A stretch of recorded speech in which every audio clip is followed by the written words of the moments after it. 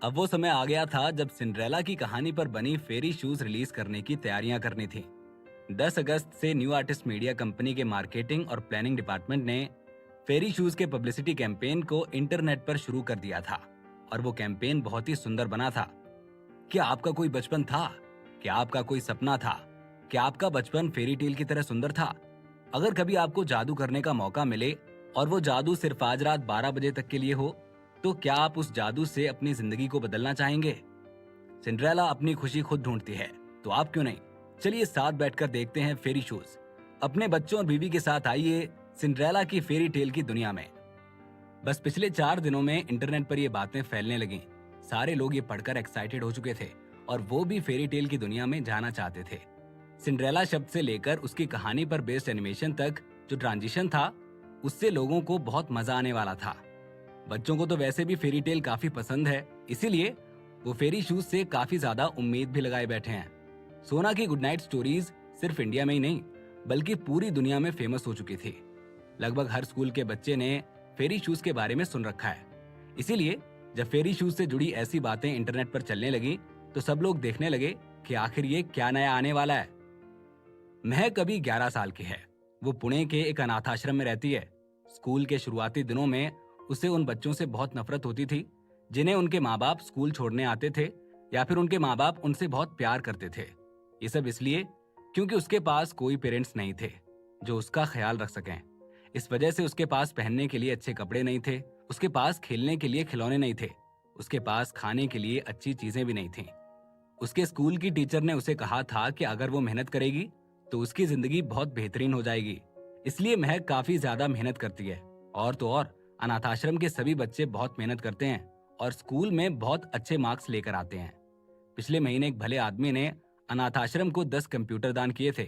हर Saturday और Sunday को वहां की टीचर उन्हें 1 घंटे के लिए कंप्यूटर चलाने देती है। आज जब वो इंटरनेट चला रही थी, तब उसने इंटरनेट पर कुछ ऐसा पढ़ा कि उसे पढ़कर उसकी आंखें चमक उठीं। अगर कभी आपको जादू करने का मौका मिले और वो जादू बस आज रात 12 बजे तक के लिए हो, तो क्या आप उस जादू से अपनी जिंदगी को बदलना चाहेंगे? इस लाइन में कुछ तो ऐसी बात थी जिससे महक बहुत खुश हो चुकी थी। जादू? क्या आज रात को जादू होगा? अगर ऐसा होगा तो मैं अपने मम्मी पापा को देखना चाहूंगी और मैं उनके साथ रहना चाहूंगी। महक की आंखें अब लाल होने लगी थीं। वो अब रोना चाहती थी। अगर जादू होता है तो वो अपने अतीत में जाना चाहती थी। अपने माँ बाप से पूछना चाहती थी कि आखिर क्यों उन्होंने उसे जन्म देने के बाद छोड़ दिया। अगर जादू होता है तो वो अपने साथ रहने वाले अनाथ आश्रम के बच्चों की जिंदगी बदलना चाहती थी, उन्हें अच्छी जिंदगी देना चाहती थी। महक के पास करने के लिए बहुत सारी चीजें थी, लेकिन क्या जादू सचमुच होता है? जैसे उसे उसकी टीचर ने सिखाया था, उसने उसे कॉपी करके सर्च इंजन पर पेस्ट कर दिया और फिर तुरंत इससे जुड़े हुए कई सारे लिंक सामने आ गए। होम पेज की हेडलाइन पर सिर्फ एक वर्ड लिखा हुआ था, सिंड्रेला। छोटी बच्ची की आंखें चमक उठी हैं। बचपन में उसे एक टीचर ने सिंड्रेला की स्टोरी सुनाई थी। उसी पेज पर फेरी शूज का ट्रेलर था, सिंड्रेला का एनिमेटेड वर्जन का ट्रेलर। ट्रेलर काफी छोटा था, वो कम से कम 2.5 मिनट का होगा, और वो तुरंत ही खत्म हो गया। ट्रेलर खत्म होते ही महक के अंदर एक खलबली मच गई। वो जल्द से जल्द इस फिल्म को पूरा देखना चाहती थी, और वो ये भी चाहती थी कि उसके साथ साथ उसके सारे दोस्त भी इस फिल्म को पूरा देखें। कंप्यूटर रूम में 10 कंप्यूटर्स पर पहले से ही बच्चे बैठे हुए थे और वो बैठकर कार्टून देख रहे थे और बाकी बच्चे उनके आसपास खड़े थे। सीमू, क्या तुम्हें सिंड्रेला की कहानी अभी भी याद है? उस कहानी पर अब एक फिल्म बन चुकी है। महक ने पीछे मुड़कर अपने पीछे बैठे एक 10 साल के लड़के से कहा।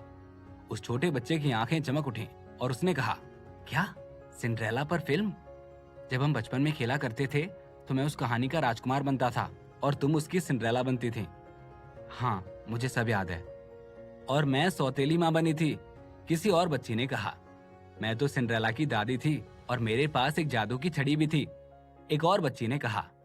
ये वो बच्चे नहीं हैं जो अपने माँ बाप के साथ रहते हैं, जिन्हें उनका प्यार मिलता है, जिनके पास खेलने के लिए खिलौने होते हैं, चलाने के लिए फोन और लैपटॉप होते हैं, जो थिएटर्स में फिल्म देखने और मैदान में खेलने जाते हैं।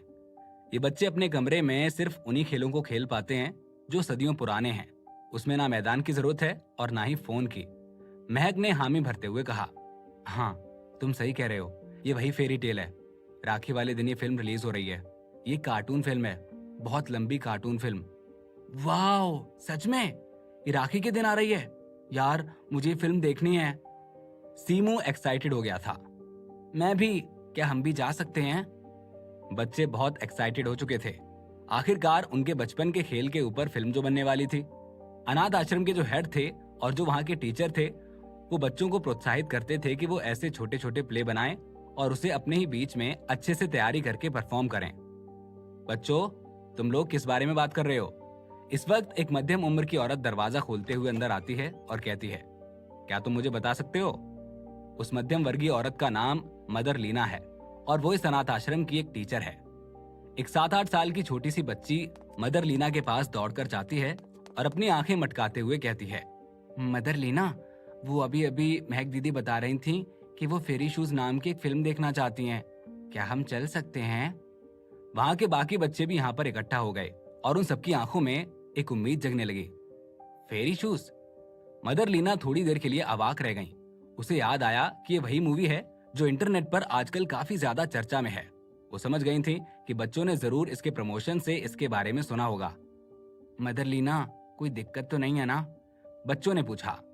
बच्चों की आंखों में फिल्म देखने के एक्साइटमेंट को देखकर मदर लीना बच्चों को मना नहीं कर पाई। पर अनाथ आश्रम में 18 से कम उम्र वाले 30 से अधिक बच्चे होंगे, इसीलिए इतने बच्चों को एक साथ मूवी दिखाने के लिए नहीं ले जा सकते थे। और अगर पैसों का भी हाल देखें तो इंटरनेट पर लिखा है कि इस फिल्म की एक टिकट का प्राइस 270 रुपए है। उस हिसाब से 30 बच्चों के टिकट का दाम काफी ज्यादा हो जाएगा। और ये जो अनाथ आश्रम है वो एक पब्लिक अनाथ आश्रम है जिसके पास इतनी ज्यादा फंडिंग नहीं होती है। तुम लोग बिल्कुल चिंता मत करो, मदर तुम सबको फिल्म दिखाने के लिए जरूर ले जाएंगी। मदर लीना ने सोच लिया था कि भले ही उसे खुद के पैसे लगाने पड़े, पर वो इन सब बच्चों को फिल्म दिखाने जरूर ले जाएंगे। Wow, thank you so much mother Leena. सभी बच्चे खुश हो गए थे और जोर जोर से चिल्लाने लगे थे, अब हम जल्दी ही फेरी शूज देख पाएंगे। वहां मौजूद सभी बच्चे एक्साइटेड हो गए और सब खुशी से झूमने और कूदने लगे। बच्चों का एक्साइटमेंट देखकर मदर लीना ने ठान लिया कि वो अब तो बच्चों को किसी भी हालत में फिल्म दिखाने ले ही जाएंगे। ये सिर्फ इस अनाथ आश्रम के बच्चों का ही हाल नहीं था, बल्कि हर जगह के बच्चों के बीच फेरी शूज बहुत पॉपुलर हो चुके थे। वो सभी बच्चे जो इंटरनेट पर किसी न किसी तरीके से मौजूद हैं और जिनकी सोशल मीडिया प्रोफाइल है, उन सबको ये बात पता थी कि राखी के दिन फेरी शूज फिल्म थिएटर में रिलीज होने वाली है। वो बच्चे जिनके माँ बाप और रिश्तेदार हैं, उन्हें कोई तकलीफ नहीं होती है क्योंकि उनके माँ बाप उनकी सारी जरूरतों को पूरा कर देते हैं। वहीं अनाथ आश्रम में रहने वाले बच्चे, उनका अपना कोई नहीं है या उनके घर वालों ने उन्हें छोड़ दिया है। उनकी किस्मत इतनी अच्छी नहीं है, वो सिर्फ फेरी शूज का प्रमोशन ही देख सकते हैं। न्यू आर्टिस्ट मीडिया कंपनी के ऑफिशियल वेबसाइट पर फेरी शूज की फिल्म के रिलीज होने का काउंटडाउन शुरू हो चुका था। फिल्म का प्रीमियर पहले राखी के 10 दिन पहले होने वाला था, लेकिन अब वो और भी जल्दी हो जाएगा। यहाँ तक कि फिल्म की रिलीज की भी जो डेट है, उसे भी पलाश ने जानबूझकर राखी पर रखा है ताकि स्कूल की छुट्टी की वजह से बच्चे देखने जा सकें। जहां तक प्रीमियर की बात करें तो न्यू आर्टिस्ट मीडिया कंपनी का जो प्लानिंग डिपार्टमेंट है, उसने इंटरनेट पर एक लकी ड्रॉ ऑर्गेनाइज करने की तैयारी की है। उस लकी ड्रॉ में 30 लोगों को चुना जाएगा जो फिल्म का प्रीमियर कास्ट के साथ देख पाएंगे। आखिर वो दिन आ ही गया जिस दिन फेरी शूज फिल्म का प्रीमियर होना था। प्रीमियर शुरू होने के 1 घंटे पहले शहर के हर कोने से बच्चे अपने माँ बाप को टीवी या इंटरनेट पर प्रीमियर देखने के लिए प्रेशर डाल रहे थे या फिर उनसे रिक्वेस्ट कर रहे थे। पांडा लाइव ब्रॉडकास्ट चैनल ने प्रीमियर ऑफ फेरी शूज के नाम से एक लाइव ब्रॉडकास्टिंग रूम खोल रखा था। लोग देख पा रहे थे कि वहां पर क्या हो रहा है। प्रीमियर अभी तक स्टार्ट नहीं हुआ था। लोग काफी बेसब्री से इंतजार कर रहे थे। वहां सामने एक बहुत बड़ा स्टेज नजर आ रहा था जिसके पीछे एक बड़ी सी एलईडी स्क्रीन लगी हुई थी और उस पर फेरी शूज की प्रमोशनल तस्वीर लगी हुई थी। प्रीमियर का टाइम शाम 7:30 बजे का तय किया गया था। लगभग शाम 7 बजे पांडा म्यूजिक लाइव ब्रॉडकास्टिंग रूम से 4.7 मिलियन लोग जुड़ चुके हैं और ये नंबर और भी बढ़ते ही जा रहे थे। जिन लोगों को वहां इनवाइट किया गया था, उन्हें एक एक करके दिखाया जा रहा था। New artist media company entertainment industry की जानी मानी कंपनी है, इसीलिए उन्होंने अपने प्रेस कॉन्फ्रेंस में कुछ जानी मानी हस्तियों, फिल्म क्रिटिक्स और कुछ मीडिया के लोगों को भी इनवाइट किया था। जो लोग टीवी पर हमेशा नजर आते थे, आज भी वही नजर आ रहे थे। रिपोर्टर्स आगे बढ़कर तुरंत उनकी पिक्चर्स और इंटरव्यू ले रहे थे। ये सब काफी फेमस लोग हैं। तकरीबन 7:30 बजे फेरी शूज का प्रीमियर ऑफिशियली शुरू किया गया। आज के होस्ट ने सबसे पहले कैमरा की ओर देखकर कुछ अच्छी बातें कहीं और फिर एक एक करके सभी मेहमानों को इंट्रोड्यूस करवाने लगा और फिर उसने फिल्म के असल निर्माता और डायरेक्टर और एक्टर्स सभी को बुलाया। राहुल और बाकी सारे लोग एक एक करके स्टेज पर जाने लगे। जैसे ही राहुल और बाकी लोग स्टेज पर नजर आए, वैसे ही लाइव ब्रॉडकास्टिंग रूम में बच्चों ने हलचल मचा दी। सब उनके बारे में बातें करने लगे। कुछ पिक्चर्स और वीडियोस लेने के बाद अब वक्त आ गया था कि रिपोर्टर्स इंटरव्यू लें। आज प्रीमियर रिलीज करने का दिन है और ये कंपनी के लिए काफी खास है। आज तय हो जाएगा कि ये फिल्म बॉक्स ऑफिस पर कितना हिट रहेगी। मिस्टर राहुल, ये टेक्स्ट वर्जन है या फिर कॉमिक वर्जन है? क्या आप अपनी कहानी की इस बड़ी सी एनिमेशन मूवी से संतुष्ट हैं? एक रिपोर्टर ने पहला सवाल राहुल से पूछा। राहुल ने स्माइल करते हुए कहा, अगर मैं सच कहूं तो मैं काफी ज्यादा संतुष्ट हूं। जैसा कि आपको पता है कि मैं इस फिल्म को बनाने से लेकर इसे डब करने तक मैं इसमें मौजूद हूं। यहाँ तक कि इसमें जो राजा की आवाज की डबिंग है वो भी मैंने खुद ही की है। ये फिल्म मेरे लिए मेरे बच्चे की तरह है और भला कोई अपने बच्चे से नाखुश कैसे हो सकता है? मिस्टर राहुल, हमने जो आंकड़ा पता लगाया है उससे पता चलता है कि इस फिल्म को देखने वालों में से 76% बच्चे हैं और वो 12 साल से कम उम्र के हैं। तो आपको क्या लगता है, क्या ये बात नॉर्मल है? दूसरे रिपोर्टर ने पूछा। राहुल ने हंसते हुए कहा, मुझे लगता है कि आपका आंकड़ा कुछ हद तक सही है। मैं उम्मीद करता हूं कि हमारे देश के सभी बच्चे या फिर दुनिया के हर कोने से सभी बच्चे इस फिल्म को देखें और इसका आनंद लें। मिस्टर राहुल, आप इस फिल्म के बॉक्स ऑफिस के कलेक्शन से क्या उम्मीद रखते हैं? राहुल ने हंसते हुए कहा, हमें पहले गोल को थोड़ा कम रखना चाहिए। चलिए मान सकते हैं कि फिल्म बॉक्स ऑफिस पर 200 करोड़ की कमाई करेगी। राहुल की बात सुनकर जितने भी ऑडियंस है, यहाँ तक कि जो मेहमान बैठे हुए हैं और जो इंटरव्यू लेने वाले रिपोर्टर्स हैं, वो सब के सब हैरान हो गए, क्योंकि अभी तक इस दुनिया में किसी भी एनिमेशन मूवी ने इतना बड़ा आंकड़ा नहीं छुआ था। लेकिन जो सबसे ज्यादा अहम है वो ये है कि सिंड्रेला की फेरी टेल बहुत ज्यादा पॉपुलर है। लेकिन इसका मतलब ये नहीं है कि भारत के सभी लोगों को ये पसंद आए। बॉक्स ऑफिस पर 200 करोड़ का ख्वाब काफी ज्यादा बड़ा है। क्या लगता है, ये फिल्म बॉक्स ऑफिस पर कितनी कमाई करेगी? क्या राहुल की कैलकुलेशन हकीकत के तराजू पर उतर पाएगी या राहुल कुछ ज्यादा ही बढ़ा चढ़ाकर बोल रहा है? इस कहानी में आगे क्या होगा, जानने के लिए सुनते रहिए सुपरस्टार पापा, सिर्फ पॉकेट एफएम पर।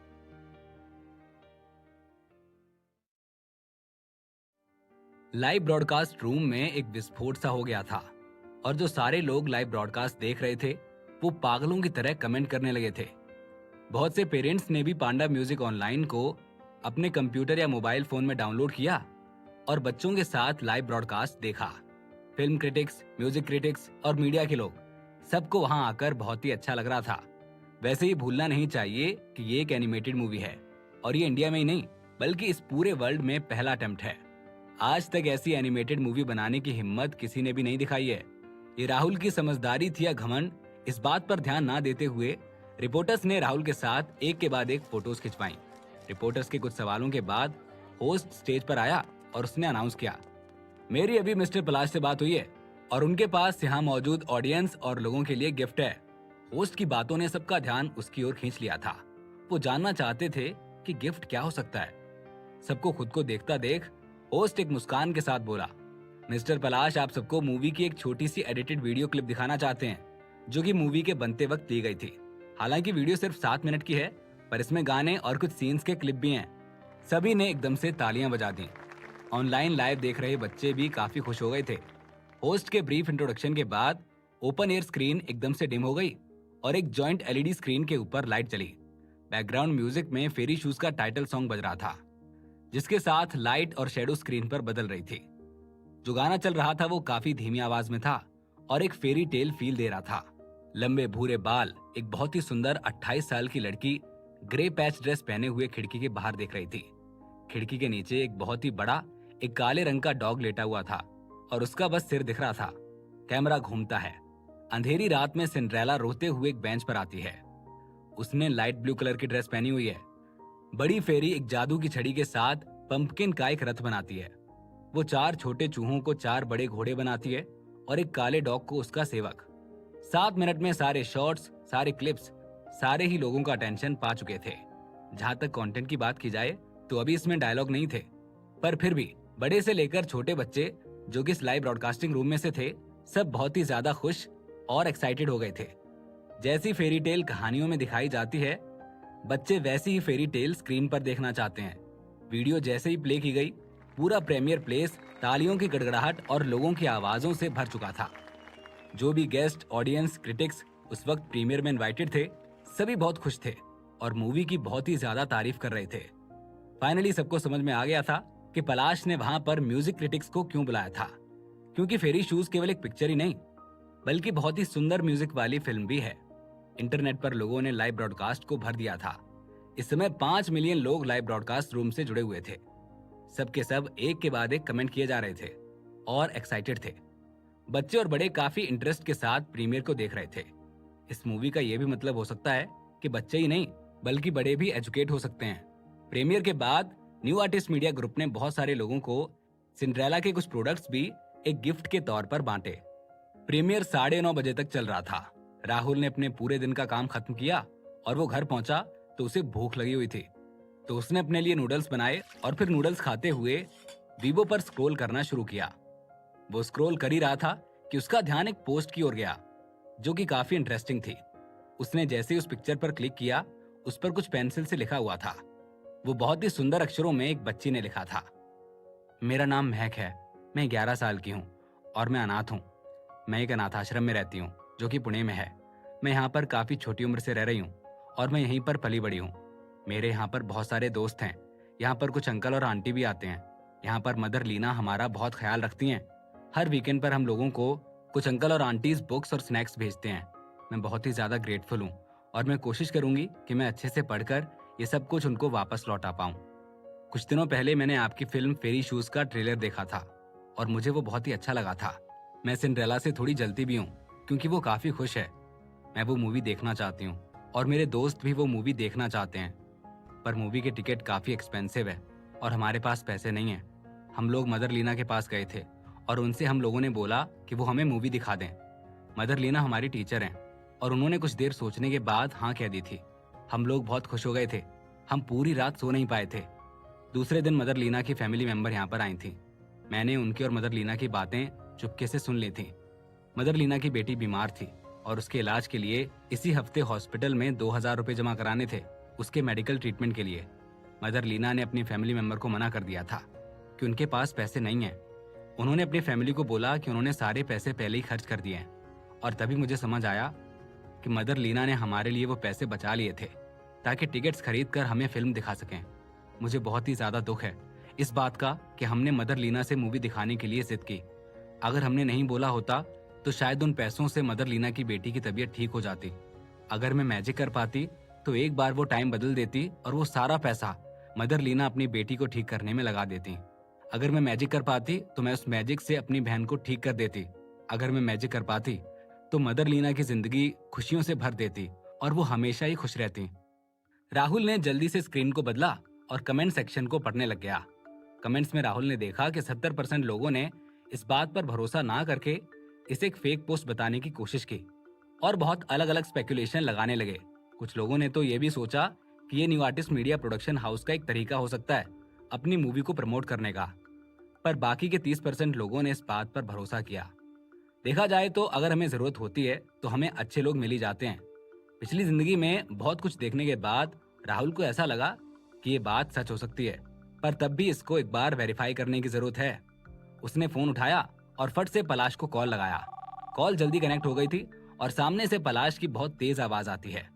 पलाश की आवाज सुनने के बाद ये समझ में आ रहा था कि इस फोन कॉल से राहुल ने उसके किसी अच्छे काम में दखलंदाजी कर दी है।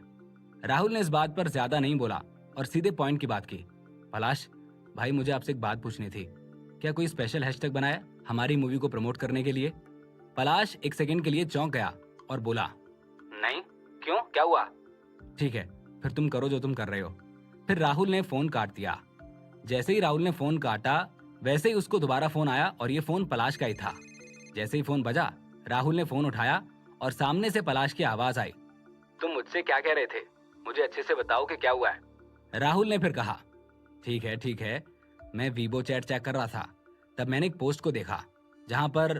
फिर राहुल ने उसको पूरा मामला बताया और फिर उसके बाद कुछ कमेंट्स पढ़कर सुनाए। पलाश थोड़ी देर तो सोच में पड़ गया और फिर उसने कहा, मैं प्रोपेगेंडा डिपार्टमेंट को कॉल करता हूँ और उनको बोलता हूँ कि इस मामले को अच्छे से देखें। अच्छा, क्यों ना कल तुम मेरे ऑफिस में आकर इसके बारे में बात करो। जिस पर राहुल ने कहा, ठीक है। रात भर पूरा न्यूज नेटवर्क सिंड्रेला के प्रीमियर को रिपोर्ट कर रहा था। बड़ी बड़ी वेबसाइट्स की हेडलाइन थी। राहुल ने एक ग्लोबल स्टेटमेंट कहा है जिसमें उन्होंने बोला है कि उनका छोटा सा गोल है 200 करोड़ बॉक्स ऑफिस पर कमाने का। ये बात उन्होंने कल ही फेरी शूज के प्रीमियर पर बोली है। राहुल ने फेरी शूज प्रीमियर पर बहुत ही अच्छी स्पीच दी और उन्होंने बॉक्स ऑफिस पर फिल्म के 200 करोड़ कमाने का दावा किया है। क्या ये घमंड है या फिर कॉन्फिडेंस? दूसरी बड़ी वेबसाइट्स की हेडलाइन हॉट सर्च थी। कल फेरी शूज के प्रीमियर पर पांडा ऑनलाइन लाइव ब्रॉडकास्ट कर रहे थे। उस ब्रॉडकास्ट को 5 मिलियन लोगों ने देखा। ये एक नया रिकॉर्ड है जो कि कोई कभी छू भी नहीं पाया है। Sonu.com के फ्रंट पेज पर लिखा हुआ था। न्यू आर्टिस्ट मीडिया ग्रुप ने कई सारे फिल्म और म्यूजिक क्रिटिक्स को फेरी शूज के प्रीमियर के लिए इनवाइट किया था। बहुत सारे फिल्म क्रिटिक्स ने बहुत ही अच्छी अच्छी चीजें बोली। फेरी शूज है आज का नया हॉट टॉपिक। एक और बड़ी वेबसाइट्स के होम पेज पर लिखा हुआ था। फेरी शूज के सभी मेन क्रिएटर एक स्टेज पर थे। उन्होंने कई सारे टिडबिट्स भी रिवील किए हैं।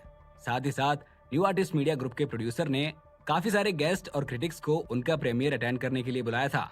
फिर चाहे 4 मेजर डोमेस्टिक पोर्टल की बात की जाए या फिर दूसरी ऑनलाइन मीडिया की, सबकी ही मेन रिपोर्ट सिंड्रेला के बारे में थी। रिपोर्टर्स ने पहले से ही न्यू आर्टिस्ट मीडिया ग्रुप को बधाइयां देना शुरू कर दिया था और उनको रेड एनवेलप भेजना शुरू कर दिया था, जिसमें सिर्फ और सिर्फ सिंड्रेला को प्रेस किया गया था। इस बारे में बोलने के लिए कुछ भी नहीं था, बस ये था कि सब कुछ बहुत अच्छा चल रहा था।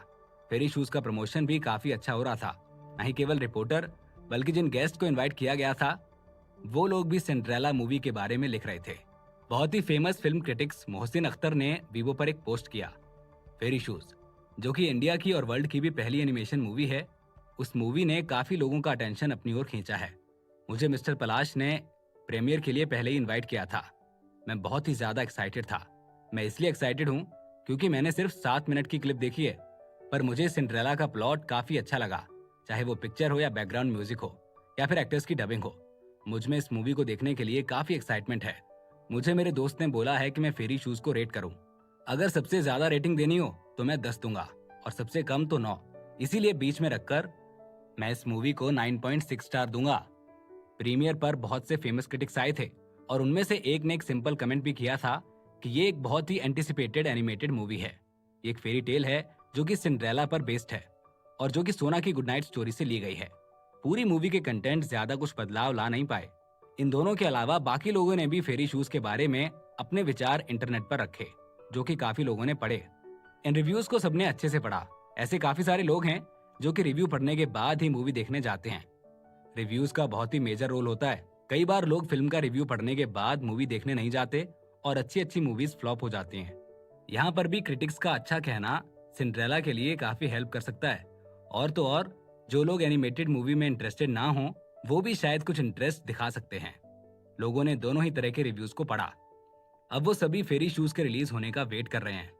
आखिरकार ये इस दुनिया की पहली एनिमेटेड मूवी है और इसमें राहुल, मिली और सोना तीनों साथ में हैं। क्या फेरी शूज एक बहुत बड़ी हिट फिल्म होगी? क्या राहुल ने जो दावा किया है वो पूरा होगा? क्या राहुल की इज्जत बनी रहेगी? इस कहानी में आगे क्या होगा, जानने के लिए सुनते रहिए सुपरस्टार पापा, सिर्फ पॉकेट एफएम पर। राहुल उस रात बेहद सुकून से सोया। रात भर उसके दिमाग में बस फेरी शूज की तारीफें ही चल रही थीं। अगले दिन उठते ही राहुल सबसे पहले अपने पड़ोसी पलाश के यहाँ पर गया और उसके घर का दरवाजा नॉक किया।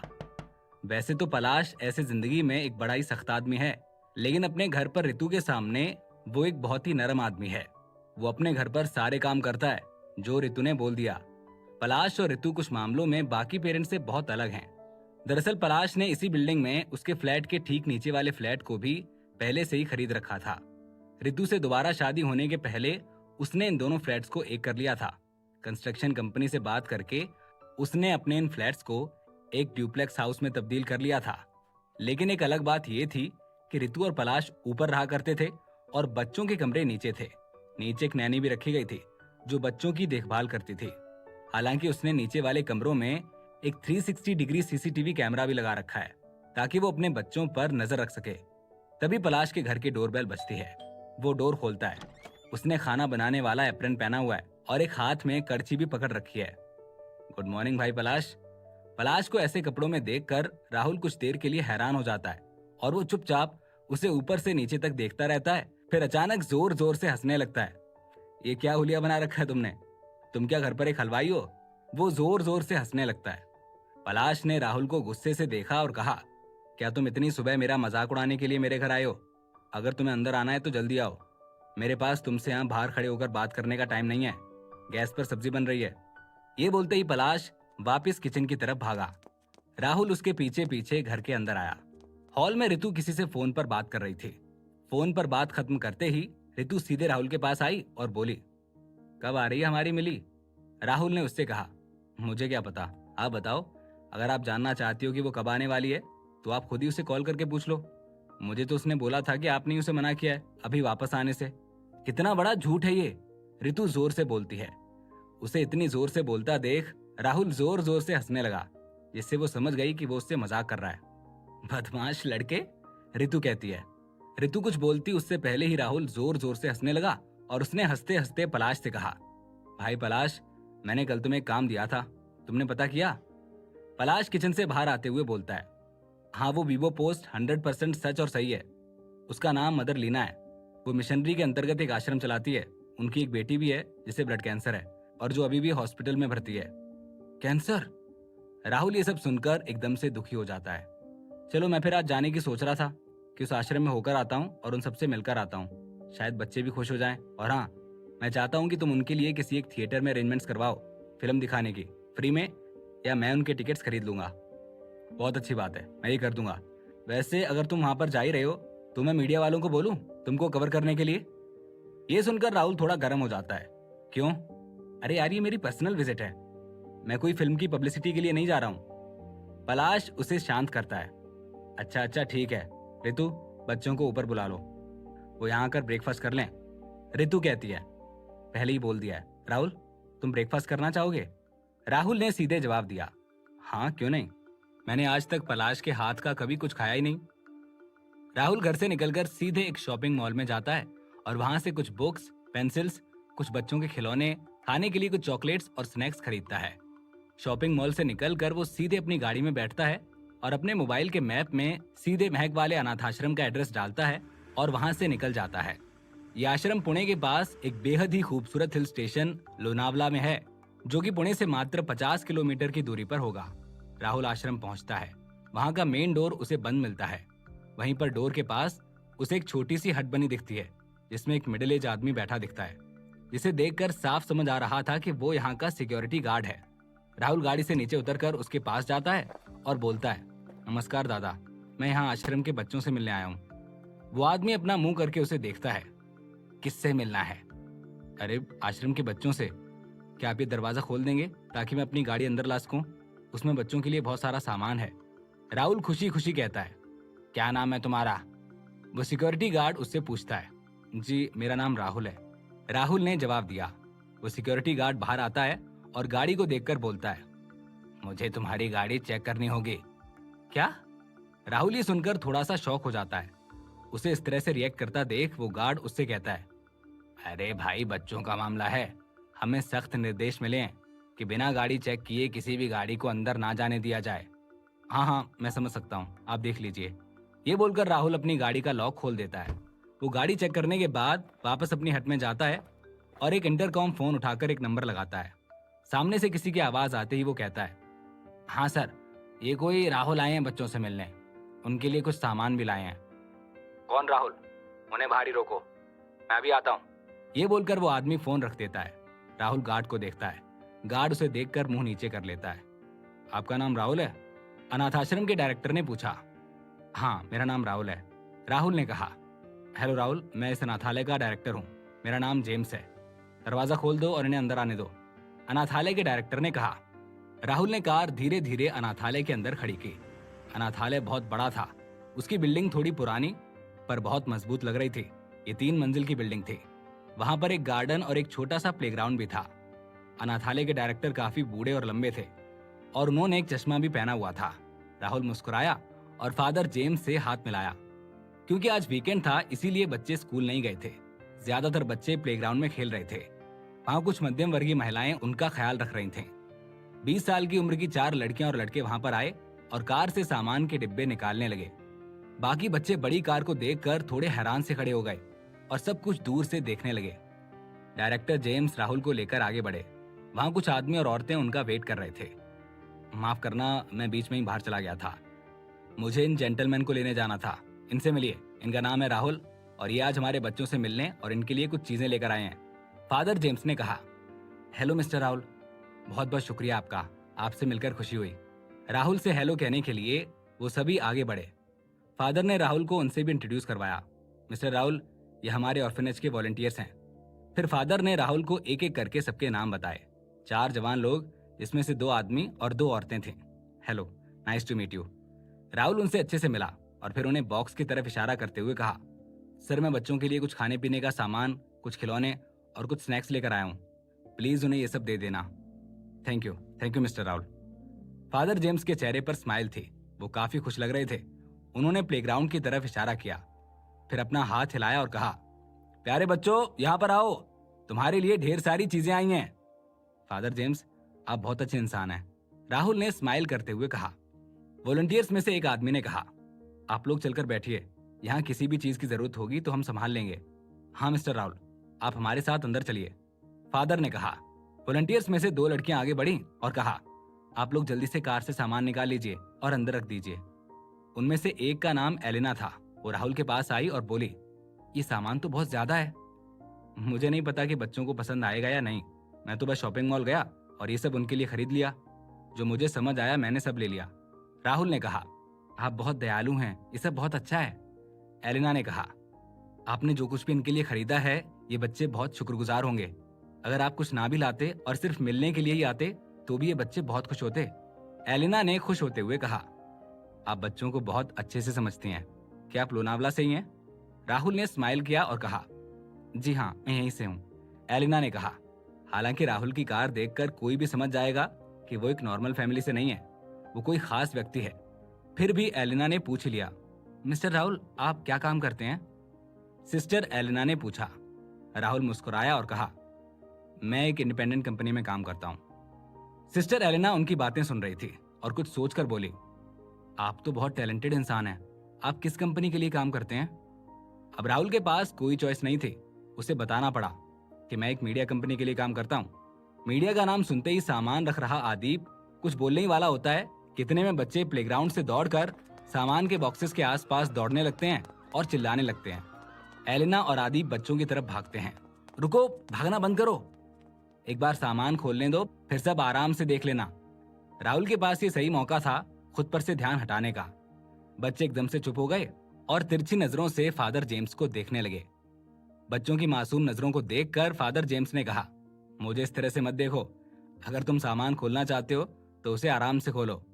बच्चे बहुत खुश हो गए थे और वो एक्साइटेड होकर एक के बाद एक बॉक्स को खोलने लगे। हर डिब्बे में कुछ अलग सामान था। किसी डिब्बे में स्नैक्स थे, किसी में पेन, किसी में स्कूल बैग्स, किसी बॉक्स में खिलौने और किसी में किताब कॉपियां थीं। वाओ, कितनी सुंदर नोटबुक है, देखो ये स्कूल बैग पर स्पाइडरमैन बना हुआ है। अरे जरा इस इलेक्ट्रिक कार को तो देखो, इसे रिमोट से चलाते हैं। छोटे बच्चे खुशी से पागल हो रहे थे। बॉक्स खोलने के बाद वो सारे सामानों को उठा उठा के देख रहे थे। सब बहुत खुश थे कि अंकल राहुल उनके लिए इतनी सारी चीजें लेकर आए हैं। बच्चों की एक्साइटमेंट को देखकर फादर जेम्स भी बहुत खुश हुए और राहुल को कहने लगे, थैंक यू मिस्टर राहुल, मैं बच्चों की तरफ से भी आपको बहुत बहुत धन्यवाद देना चाहूंगा। मैंने उनके चेहरे पर इतनी खुशी बहुत लंबे टाइम बाद देखी है। राहुल ने कहा, आप बहुत पोलाइट हैं, मुझे जो सही लगा मैंने वो किया। ये बच्चे बहुत प्यारे हैं, इन्हें देखकर मुझे मेरी बच्ची की याद आ रही है। एलिना ने पूछा, आपकी एक बेटी भी है? आपके जैसे पापा जिसके हों वो बच्ची तो बहुत ही लकी होगी। छोटे बच्चे राहुल के पास आते हैं और कहते हैं, uncle Rahul thank you so much, आप हमारे लिए ये सब लाए उसके लिए। पूरी गाड़ी का सामान बाहर आ चुका था और बच्चे उसी में खोए हुए थे। सबसे बड़ा बच्चा 14 साल का था और सबसे छोटा बच्चा 2 साल का था। उसकी फीलिंग्स बिल्कुल ही प्योर थी। उन्हें जो अच्छे से ट्रीट करता है वो उसके करीब आ जाते हैं। एक छोटे से बच्चे को गोद में उठाकर राहुल ने पूछा, तुम्हारा नाम क्या है? क्या तुम्हें ये सब चीजें पसंद आई? हाँ, मुझे ये सारे खिलौने बहुत पसंद आए। मुझे बुक पसंद नहीं है, पर मुझे इलेक्ट्रिक कार बहुत पसंद आई। Thank you so much. आप मुझे अपना नंबर और अपना एड्रेस लिख कर दीजिए। जब मैं बड़ा हो जाऊंगा तो मैं आपके लिए भी कुछ गिफ्ट लेकर आऊंगा। बच्चे ने मासूमियत से कहा। राहुल मुस्कुराया और कहा, अगर तुम बुक से प्यार नहीं करोगे तो तुम सक्सेसफुल कैसे बनोगे? इसीलिए तुम्हें मुझे गिफ्ट देने के लिए पहले अपनी पढ़ाई करनी पड़ेगी, फिर मैं तुमसे बहुत सारे गिफ्ट लूंगा। तभी एक छोटी सी बच्ची आगे आकर कहती है, अंकल राहुल, क्या आप अपना चश्मा और टोपी उतार सकते हैं? हमें आपके साथ फोटो लेने हैं जो हम सब मेमोरी कलेक्शन में रखते हैं। राहुल अपना चश्मा और कैप हटाता है। तभी एक चीख सुनाई देती है, ये राहुल है, ये पॉपुलर सिंगर है, मैं गलत नहीं हो सकती हूँ। इन बच्चों को एंटरटेनमेंट इंडस्ट्री के बारे में बहुत कुछ पता नहीं था, पर राहुल को वो पहचान रहे थे। क्या आप मिस्टर राहुल हैं? आदीप ने एक्साइटेड होकर पूछा। राहुल ने सबकी तरफ देखा तो सबके चेहरे खिल उठे थे। हाँ, अब राहुल इस बात से इनकार नहीं कर सकता था। राहुल के हाँ कहते ही आदीप जाकर राहुल को गले लगा लेता है। मैं आपका लॉयल फैन हूँ, मैं आपके सारे गाने गा सकता हूँ। क्या राहुल आदीप से खुश होगा? क्या राहुल फिर कभी इन बच्चों से मिलने आएगा? अनाथालय में सबके रिएक्शंस क्या होंगे? इस कहानी में क्या होगा आगे, जानने के लिए सुनते रहिए सुपरस्टार पापा, सिर्फ पॉकेट एफएम पर।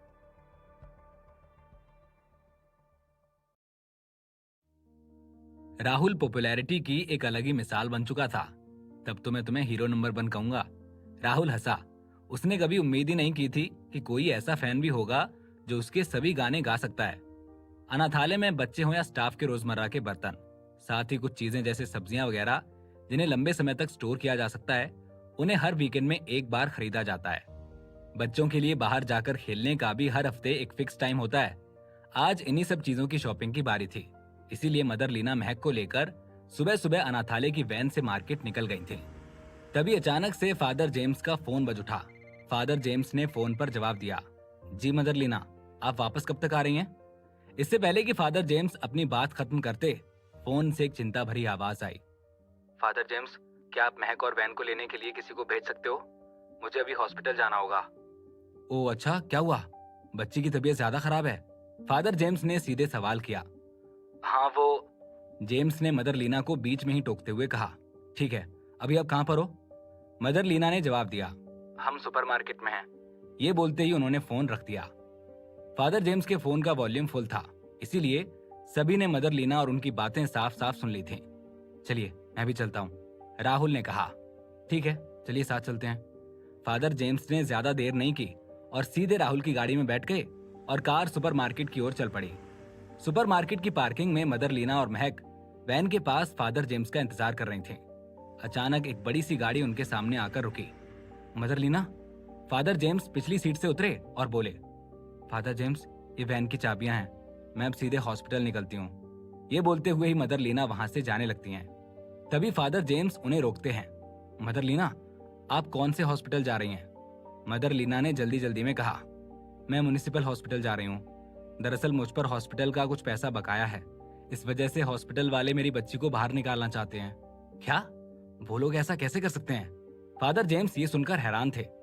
अगर मेरे पास पैसा होता तो मेरी बेटी को अस्पताल से बाहर नहीं निकाला जाता। मैं मदर लीना कहती है। जेम्स सर, आप बच्चों को आश्रम वापस ले जाएं। मैं मदर लीना को हॉस्पिटल लेकर जाता हूँ। ड्राइवर की सीट पर बैठे राहुल ने तुरंत फादर जेम्स से कहा। राहुल का चेहरा देखकर मदर लीना एक पल के लिए ठिठक गई और फिर धीरे से बोली। आप क्या वही राहुल हैं? जी मदर लीना, मैं ही राहुल हूँ। मदर लीना उसे देखकर एकदम से खुश हो जाती हैं। ठीक है, चलिए आप कार में बैठिए। राहुल ने पिछला दरवाजा खोला। मदर लीना ने दरवाजा खोला और पीछे की सीट पर बैठते हुए कहा। Thank you mister Rahul. मैं भी चलूंगी। महक मदर लीना के पास ही खड़ी थी और मदर लीना के दरवाजा बंद करने से पहले ही बैठ गई। गेट बंद होते ही और एक्सेलरेटर पर पैरों का दबाव बढ़ने के साथ राहुल की गाड़ी एकदम तेजी से दौड़ पड़ी। जेम्स भी नहीं रुका और बच्चों को वैन में वापस अनाथालय ले गया। लोनावला का म्युनिसिपल हॉस्पिटल शहर के बीचों बीच स्थित है। इस समय हॉस्पिटल की 6 नंबर बिल्डिंग की 7वीं मंजिल पर वार्ड नंबर 3 में इंसानों के घटिया स्वभाव को दिखाने वाला एक नाटक खेला जा रहा है। अगर तुम्हारे पास हॉस्पिटल में रहने के लिए पैसे नहीं है तो फटाफट अपना सामान पैक करो और निकल जाओ, दूसरे मरीजों को जगह दो। एक छोटे कद की नर्स ने एक अधेड़ उम्र के व्यक्ति से कहा, जो चेहरे पर गुस्सा लिए हॉस्पिटल के प्रति अपनी वफादारी दिखा रही थी। मैं आपसे विनती करता हूँ, इस बच्ची का इलाज चलने दीजिए। हम पैसे जुटा रहे हैं, इसकी माँ जल्दी पैसे भेज रही है। कैजुअल कपड़ों में एक अधेड़ उम्र का आदमी बोला। उसके बगल में हॉस्पिटल के बिस्तर पर एक बहुत बीमार लड़की लेटी हुई थी, जो लगभग 21 से 22 साल की लग रही थी। एक और मोटी महिला नर्स ने अधेड़ उम्र के व्यक्ति को हिकारत से देखा और कहा, तुमको क्या लगता है कि यहाँ कोई खरीदारी हो रही है? और क्या तुम क्रेडिट कार्ड से पे कर सकते हो? अगर आप किसी बीमारी का इलाज करवाना चाहते हैं तो आपको पैसे देने होंगे, और अगर आपके पास पैसे नहीं हैं तो चले जाओ। ये एक हॉस्पिटल है, कोई चैरिटी नहीं। अधेड़ आदमी चिंतित हो गया और बोला, क्या आपका हॉस्पिटल मरीजों का इलाज करने और उनकी जान बचाने के लिए नहीं है? इस बच्ची की माँ ने हॉस्पिटल में 5 लाख रुपए से ज्यादा खर्च कर दिए हैं और इनके पास बस 30,000 रुपयों की कमी पड़ रही है। लेकिन आप तो ऐसे चिल्ला रहे हैं कि जैसे हमने एक फूटी कौड़ी तक नहीं दी। क्या आप में बिल्कुल भी इंसानियत नहीं है? पुरुष डॉक्टर बोला। उसने अधेड़ आदमी पर ऊपर से नीचे तक नजर डाली और कहा, तुम बोल रहे हो कि हम में इंसानियत नहीं है। अगर हमारा हॉस्पिटल बेकार होता तो हम आपके बच्चे को 3 दिन तक दवाइयां नहीं देते और वो पहले ही मर जाती। यहाँ जो कुछ भी हो रहा था उसके बारे में जब लोगों ने खबर सुनी तो वो तमाशा देखने वार्ड के बाहर खड़े हो गए। कई युवा अपने मोबाइल फोन हाथ में लेकर रिकॉर्डिंग कर रहे हैं। डॉक्टर की बातों से लोगों में गुस्सा फूट पड़ा। जैसे ही उसने ये कहा, भीड़ भड़क उठी। साला तुम एक डॉक्टर हो जो लोगों की जान बचाता है और घायलों को ठीक करता है। तुम कैसी बात कर रहे हो? तुम्हारे जैसा डॉक्टर इस हॉस्पिटल में कैसे हो सकता है जिसमें जरा भी प्रोफेशनलिज्म नहीं है? पास खड़ी एक महिला भी चिल्लाई, इसे रिकॉर्ड करो, अरे इसे रिकॉर्ड करो और बाद में इसे इंटरनेट पर पोस्ट करो। वहां खड़े लोग बोलने लगे। इसी बीच वो अधेड़ उम्र का आदमी भी गुस्सा हो चुका था। क्या बोला तू डॉक्टर? वापस बोल। हर आदमी की ये कमजोरी होती है और इस अधेड़ उम्र के आदमी की कमजोरी उसकी बहन की ये बेटी है जो हॉस्पिटल के बिस्तर पर पड़ी है। डॉक्टर को अधेड़ उम्र के आदमी के रवैये या पूछताछ की कोई परवाह नहीं थी। इसके बजाय उसने भड़काने वाले तरीके से अपना चेहरा घुमाया और कहा, तुम अभी भी मुझे घूर रहे हो? क्या बात है? मुझे मारना चाहते हो? मारो, मुझे मारो। इस बुरे रवैये के साथ साथ उसके चेहरे के एक्सप्रेशंस ने मरीजों को चिल्लाने और गुस्सा करने पर मजबूर कर दिया। मारो, मारो, उसे मारो, मारो साले को। जोशीली भीड़ के साथ न्याय की इच्छा रखने वाले कुछ मरीजों ने आगे बढ़ना शुरू कर दिया और उस अधेड़ आदमी को डॉक्टर को पीटने के लिए उकसाने लगे। कुछ गड़बड़ है ये भांपकर डॉक्टर 2 कदम पीछे हट गया और कहा, बेहतर होगा कि आप इसे जल्द से जल्द हॉस्पिटल से छुट्टी दिलाकर ले जाएं और फिर 1 दिन के भीतर ही हॉस्पिटल का बकाया पैसा भुगतान कर दें। अधेड़ को बहुत अपमानित महसूस हुआ, लेकिन बहन की बेटी बीमार है और उसे पैसे की जरूरत है और वो कोई भी अपमान सहने को तैयार है ताकि उस बच्ची का इलाज हो सके। क्या हो रहा है? ये क्या हो रहा है? तभी दरवाजे से तेज आवाज सुनाई दी। हर कोई रास्ते से हट गया और एक अधेड़ आदमी जिसकी लंबाई केवल 5 फीट 5 इंच थी, गंजा सिर, चश्मा और गले में स्टेथोस्कोप लटकाए हुए अंदर आया। रफीक सर? उस व्यक्ति को आते हुए देखकर डॉक्टर ने जल्दबाजी में नमस्ते किया, जैसे कि उस डूबते को तिनका मिल गया हो। क्या चल रहा है सब? रफीक ने अपना चश्मा ठीक करते हुए पूछा। डॉक्टर ने अधेड़ आदमी की ओर इशारा किया और कहा, रफीक सर, 2 नंबर बेड का बिल 3 दिनों से बाकी है और हॉस्पिटल मुझसे इसके बारे में पूछने को कह रहा है। मैं इसका इंचार्ज डॉक्टर हूँ, इसीलिए मैं उन्हें बाहर कर सकता हूँ। बेड 2? रफीक ने बीमार लड़की पर नजर डाली और कहा, इस बेड को अभी तक खाली क्यों नहीं किया गया? हटाओ इन्हें, अगर इनके पास पैसे नहीं है तो। उस डॉक्टर ने बदसूरत चेहरे के साथ धीमी आवाज में कहा, वो रफीक सर, ये परिवार बेड छोड़ने से इनकार कर रहा है, मैं इनको मनाने की कोशिश कर रहा हूँ। रफीक की आवाज और तेज हो गई। तो फिर उन्हें जल्दी बाहर करो, ये एक हॉस्पिटल है, कोई चैरिटी ट्रस्ट नहीं है और फ्यूचर में हम आधे दिन का भी बकाया नहीं रखेंगे। जी, रफीक ने जवाब दिया और जब वो अधेड़ आदमी से बात करने के लिए मुड़ा तो दरवाजे से एक और आवाज आई, मुझे अंदर जाने दो, प्लीज मुझे अंदर जाने दो। एक चिंतित महिला की आवाज आई। ये मदर लीना थी जो राहुल के साथ आई थी। राहुल जो लीना के पीछे चल रहा था, उसने पहले ही अपनी कैप और धूप का चश्मा पहन लिया था और उसने एक साधारण आदमी का भेष बना रखा था। मदर लीना को देखकर उस डॉक्टर ने तुरंत पूछ लिया, क्या आप इस लड़की की माँ हैं? आप लोग अपना सारा सामान लेकर बाहर हो जाएं और डिस्चार्ज प्रोसीजर्स को पूरा करने के लिए नीचे आ जाएं। मदर लीना ने विनती करते हुए कहा, क्या आप मुझे 2 दिन और दे सकते हैं? मैं पैसे जुटा रही हूँ, कल दोपहर में पूरे पैसे भर दूंगी। उस डॉक्टर ने घमंड से कहा, नहीं, अभी के अभी तुरंत बिल का भुगतान करें और तभी आप अपनी बच्ची को यहाँ पर रख सकती हैं। मैं आपको बता सकता हूँ कि हमारा हॉस्पिटल बहुत बिजी रहता है, यहाँ भर्ती होने के लिए लंबी लाइन लगी रहती है। आपका मतलब है अगर किसी के पास पैसे नहीं है तो उसको हॉस्पिटल में भर्ती नहीं किया जा सकता है ना? क्या ये आपके हॉस्पिटल का सिस्टम है? राहुल पहले से ही गुस्से में था और वो अपना गुस्सा दबा रहा था। इस बार रफीक ने कहा, जी हाँ, हमने पहले से ही दूसरे पेंडिंग मरीजों को कॉल कर लिया है और थोड़ी ही देर में वो हॉस्पिटल आ जाएंगे। बेहतर होगा कि आप सभी हॉस्पिटल का बिस्तर खाली कर दें ताकि सुरक्षा गार्ड को सख्ती ना करनी पड़े। ठीक है, तो आपके हॉस्पिटल का ये रवैया है। बड़े धूप के चश्मे के पीछे छिपा राहुल का चेहरा अब सोच में पड़ गया था। थोड़ी देर सोचने के बाद उसने पूछा, कितने पैसे बाकी हैं? अरे यार, बता बता कर हम थक गए हैं, 30,000 बाकी हैं। रफीक गुस्से में बोला। वो राहुल की तरफ देख रहा था। फिर राहुल ने अपनी जेब में हाथ डाला और 30,000 के लगभग रुपए अपनी जेब से निकाले और रफीक के चेहरे पर दे मारे और फिर घुमाकर जोर का एक तमाचा उसके गाल पर मार दिया। लाल नोट हवा में उड़कर पूरी जमीन पर फैल गए। इस वक्त पूरा कमरा शांत हो गया। हर कोई स्तब्ध होकर देखता रह गया, यहाँ तक कि मदर लीना भी स्तब्ध रह गईं। किसी ने सोचा भी नहीं था कि राहुल इतना साहसी काम करेगा। राहुल ने उसके चेहरे पर बहुत कड़क तमाचा मारा था। मरीज और उनके परिजन सभी बहुत खुश हो रहे थे। रफीक का चेहरा अभी अभी राहुल के तमाचे से लाल हो गया था। राहुल ने गुस्से भरे चेहरे के साथ कहा, और बाकी आपका क्या है? क्या आप सबको भी पैसे चाहिए? उस डॉक्टर ने राहुल को गुस्से से देखा और बोला, वो पैसा अब काम नहीं करेगा। तुमने हमारे सर का अपमान किया है। सिस्टर, आप तुरंत नीचे जाइए और सिक्योरिटी गार्ड्स को बुलाइए।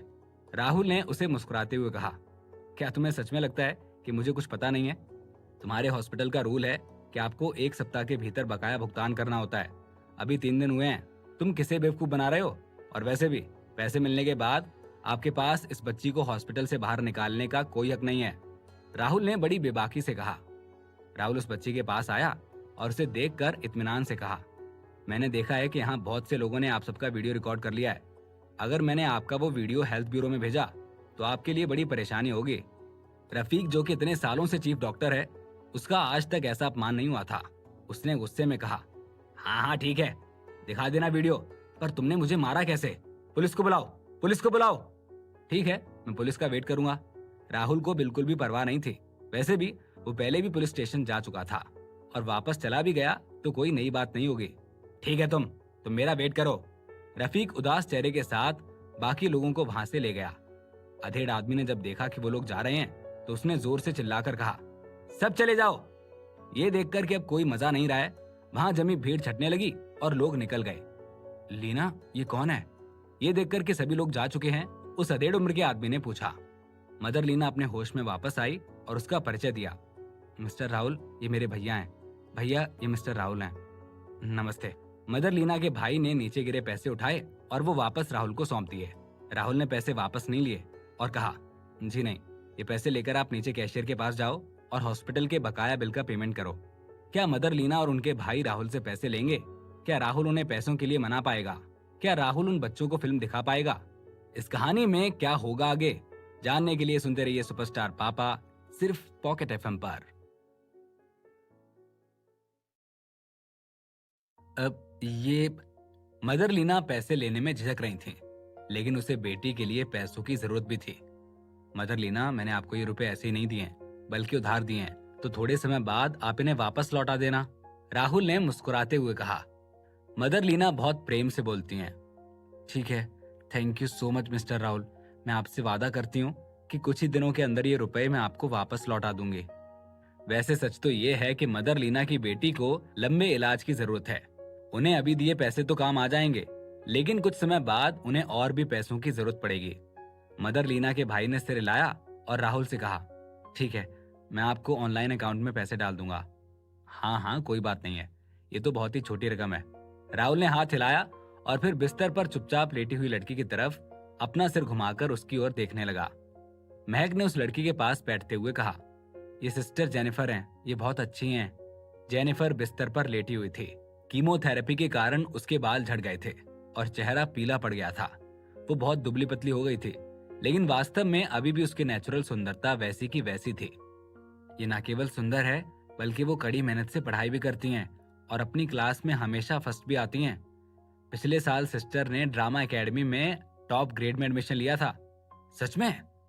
फिर राहुल वापस जेनिफर की तरफ देखता है। वैसे तो जेनिफर बिस्तर पर एकदम निढाल पड़ी हुई थी, लेकिन वो होश में थी। वो भी राहुल को देख रही थी और हल्की हल्की मुस्कुरा रही थी। राहुल मदर लीना की बेटी को देखने लगा तो मदर लीना के भाई ने हैरानी से पूछा, मिस्टर राहुल, क्या हुआ? राहुल थोड़ा संभलता है और फिर बोलता है, मैं ठीक हूँ। इस बच्चे की हालत अब कैसी है?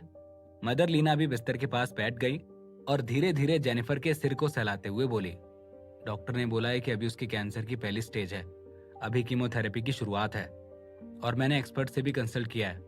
उन्होंने बताया है कि इसकी अभी की कंडीशन बोन मैरो ट्रांसप्लांट के लिए सही है, जबकि रफीक सर तो यही कहते रहे हैं कि अभी इसकी हालत सही नहीं है। और उन्होंने तो ये भी कहा था कि बोन मैरो ट्रांसप्लांट का खर्चा बहुत ज्यादा है, जिसे हम नहीं उठा सकते हैं। ये बोलते बोलते मदर लीना की आंखें भर आती हैं। मुझे लगता है कि ये सब बकवास है। ये रफीक मुझे एक झोला छाप डॉक्टर लग रहा है और मुझे ऐसा लग रहा है कि ये लोग इस बच्ची का इलाज जल्दी से नहीं करना चाहते हैं और इसे खींच रहे हैं। मदर लीना के भाई के चेहरे पर भी नाराजगी दिख रही थी। वो बोलता है, और कीमोथेरेपी में तुमने बहुत टाइम और पैसा लगा दिया है। अब तक इतने पैसे में तो बोन मैरो ट्रांसप्लांटेशन आराम से हो जाता। शुरू से लेकर अब तक जेनिफर के इलाज में 25 लाख रुपए खर्च हो चुके हैं और अलग अलग टेस्ट का खर्चा 40 से 50 हजार तक हो गया है। इसके अलावा दवाइयां तो अलग से ही हैं, लेकिन कोई फर्क नहीं पड़ा। लीना, इन पर तो तुम केस करो। थोड़ी देर चुप रहकर कुछ सोचने के बाद राहुल ने भी कहा, आप इस हॉस्पिटल के मेट्रोलॉजी डिपार्टमेंट पर केस करो। इस रफीक से लेकर रेजिडेंशियल डॉक्टर सब पर केस करो। हॉस्पिटल के पूरे हेमेटोलॉजी डिपार्टमेंट को बाहर निकालो और इनके खिलाफ केस करो। क्या क्या ये जरूरी है? ये सब सुनकर मदर लीना बहुत हैरान हो गई थी। उसने कभी भी ऐसा नहीं सोचा था। राहुल ने कहा, मदर लीना, मुझे लगता है कि बहुत जरूरी है। ये लोग तो पैसों के लिए लोगों को मार रहे हैं।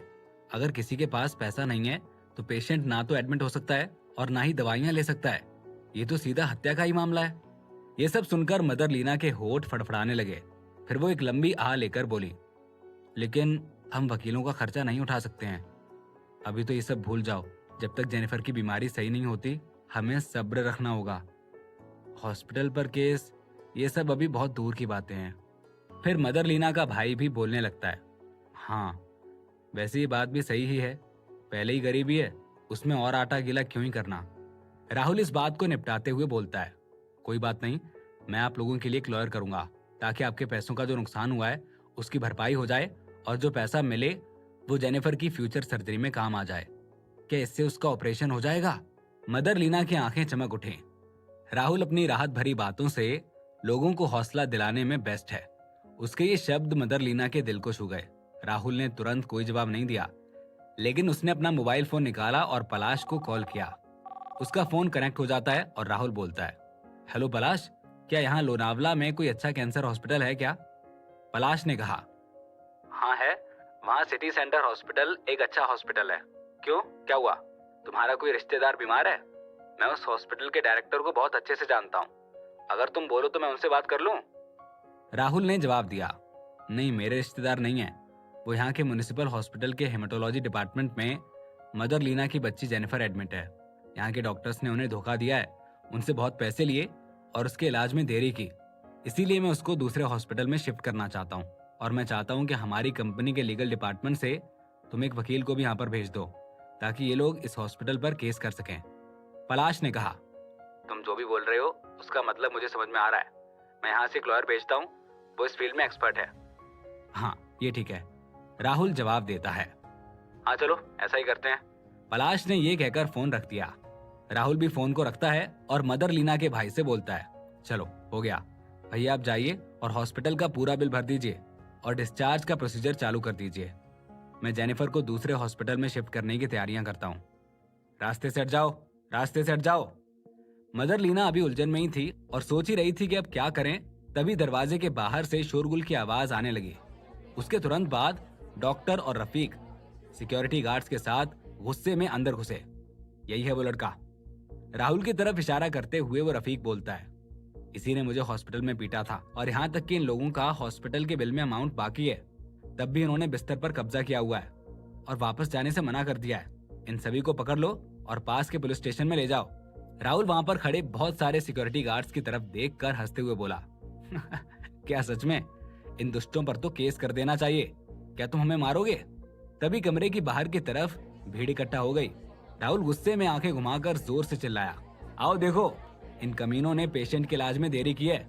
डॉक्टर ने हॉस्पिटल के रूल्स को फॉलो ही नहीं किया है और हाई रिस्क वाले पेशेंट को ये भगा रहे हैं। डॉक्टर की टीम ने सिक्योरिटी गार्ड्स के साथ मिलकर सीरियस पेशेंट के घर वालों को खूब पीटा है। राहुल बिना किसी डर के ऊंची आवाज में चिल्ला रहा था, जिसे देखकर बाकी के लोग पहले तो सहम गए, लेकिन फिर उसके साथ चिल्लाने लगे। इन सब लोगों के चिल्लाने की आवाज सुनकर बहुत सारे लोग इकट्ठे हो गए। लोगों को समझ में नहीं आ रहा था कि ये क्या हो रहा है। हेमेटोलॉजी डिपार्टमेंट के लोगों ने अभी वार्ड के बाहर धक्का मुक्की भी की थी। वार्ड के बाहर जो लोग इकट्ठे हुए हैं वो मरीज और उनके रिश्तेदार हैं। अभी यहाँ पर राहुल और उसके साथ बूढ़े, कमजोर, बीमार और विकलांग लोग हैं और अस्पताल की तरफ से अच्छे तगड़े 7-8 सुरक्षा गार्ड हैं। यहाँ कौन मजबूत है और कौन कमजोर है कोई भी आसानी से बता सकता है। वास्तव में तो जूनियर डॉक्टर रफीक और उनके साथ के सभी लोग बहुत गुस्से में थे और सामने भीड़ में खड़े लोगों को नफरत भरी निगाहों से देख रहे थे। धीरे धीरे भीड़ बढ़ती जा रही थी और जोर से चिल्ला रही थी, हॉस्पिटल के सुरक्षा कर्मियों के लिए ये भी एक चुनौती थी, क्योंकि उन्होंने कभी भी ऐसी सिचुएशन का सामना नहीं किया था। राहुल के अचानक से इस कदम ने सभी को चौंका दिया था। दोस्तों, तुम चिंता मत करो, मैंने पांडा चैनल पर यहाँ का लाइव टेलीकास्ट चला दिया है, और अभी यहाँ जो ये सब हॉस्पिटल वाले कर रहे हैं ना, उसको हजारों लोग देख रहे हैं। उस भीड़ में से चिल्लाने की एक तेज आवाज आती है। तभी कोई और भी भीड़ में से चिल्लाकर बोलता है, मैंने भी अभी वीडियो शूट किया है और उसे वीवो पर अपलोड कर दिया है। इस वीडियो को हजारों क्लिक मिल चुके हैं। चिंता मत करो, इस हॉस्पिटल ने तुम्हारे साथ बहुत गलत किया है और मुझे विश्वास है कि जनता तुमको न्याय दिलाएगी। अब ये मामला किसी से भी छिपा नहीं है। इसको अभी 50,000 लोग ऑनलाइन लाइव टेलीकास्ट देख रहे हैं। इतनी देर में डॉक्टर रफीक जोर से चिल्लाता है, यहाँ शूट नहीं कर सकते हैं, मैं अभी पुलिस को बुलाकर तुम्हें अरेस्ट करवा सकता हूँ। ये कहते हुए वो उस भीड़ की ओर चल दिया। रफीक को अभी भी पता नहीं चल रहा है कि वो आदमी कौन है जो भीड़ में जोर से चिल्लाया था। और अब ऐसी सिचुएशन हो गई थी कि दोनों ग्रुप एक दूसरे का कुछ नहीं कर पा रहे हैं। इतने सारे लोगों के लाइव देखने का बहुत बड़ा फर्क पड़ा।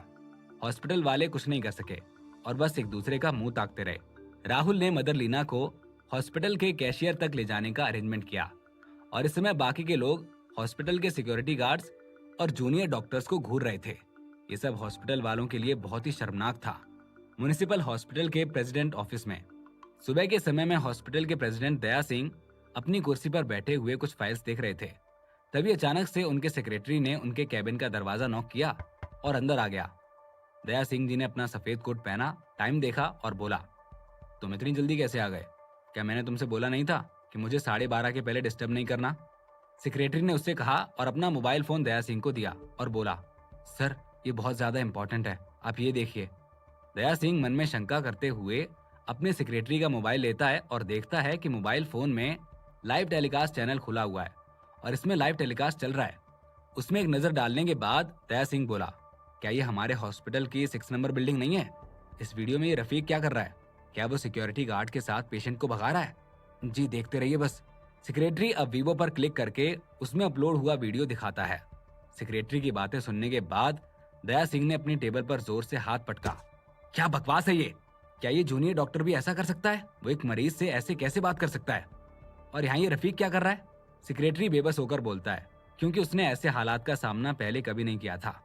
तो फिर सर अब हम क्या कर सकते हैं? सर इंटरनेट पर ये खबरें लोगों के बीच में बहुत तेजी से फैल रही हैं और इस मामले में नमक मिर्च लगाकर मामले को और गर्म बनाया जा रहा है। ये बताया जा रहा है कि हमारे हॉस्पिटल में मरीजों के साथ गलत व्यवहार हो रहा है और पैसों के लिए उनका इलाज देर तक खींचने के आरोप लगाए जा रहे हैं। उसी समय दया सिंह के मोबाइल फोन की रिंग बजती है। दया सिंह जो आग में जल रहा है लापरवाही से बोलता है, हेलो क्या बात है? फोन पर टेंशन से भरी आवाज आती है, प्रेसिडेंट सर यहाँ पर एक वकील आए हैं, वो बोल रहे हैं कि वो यहाँ के पेशेंट डॉक्टर के केस को संभालने आए हैं। इस वकील का नाम है अनिल राठी। पलाश ने अभी अभी इसे हॉस्पिटल में भेजा है। इस वकील का सामना करना बहुत मुश्किल है। जैसे अनिल राठी आता है वैसे ही दया सिंह अपना सिर खुजाने लगता है। दया सिंह चिंतित होकर मोबाइल पर अभी भी लाइव टेलीकास्ट देख रहा है। फिर वो बोलता है, चलो हम दोनों भी वहां पर ही चलते हैं। फोन रखने के बाद दया सिंह परेशान होते हुए बोलता है, तो मेरे पीछे 6 नंबर बिल्डिंग तक साथ में चलो। क्या सच में ये केस लगा दिया जाएगा? क्या राहुल मदर लीना को इंसाफ दिलवा पाएगा? इस कहानी में आगे क्या होगा जानने के लिए सुनते रहिए सुपरस्टार पापा, सिर्फ पॉकेट एफएम पर।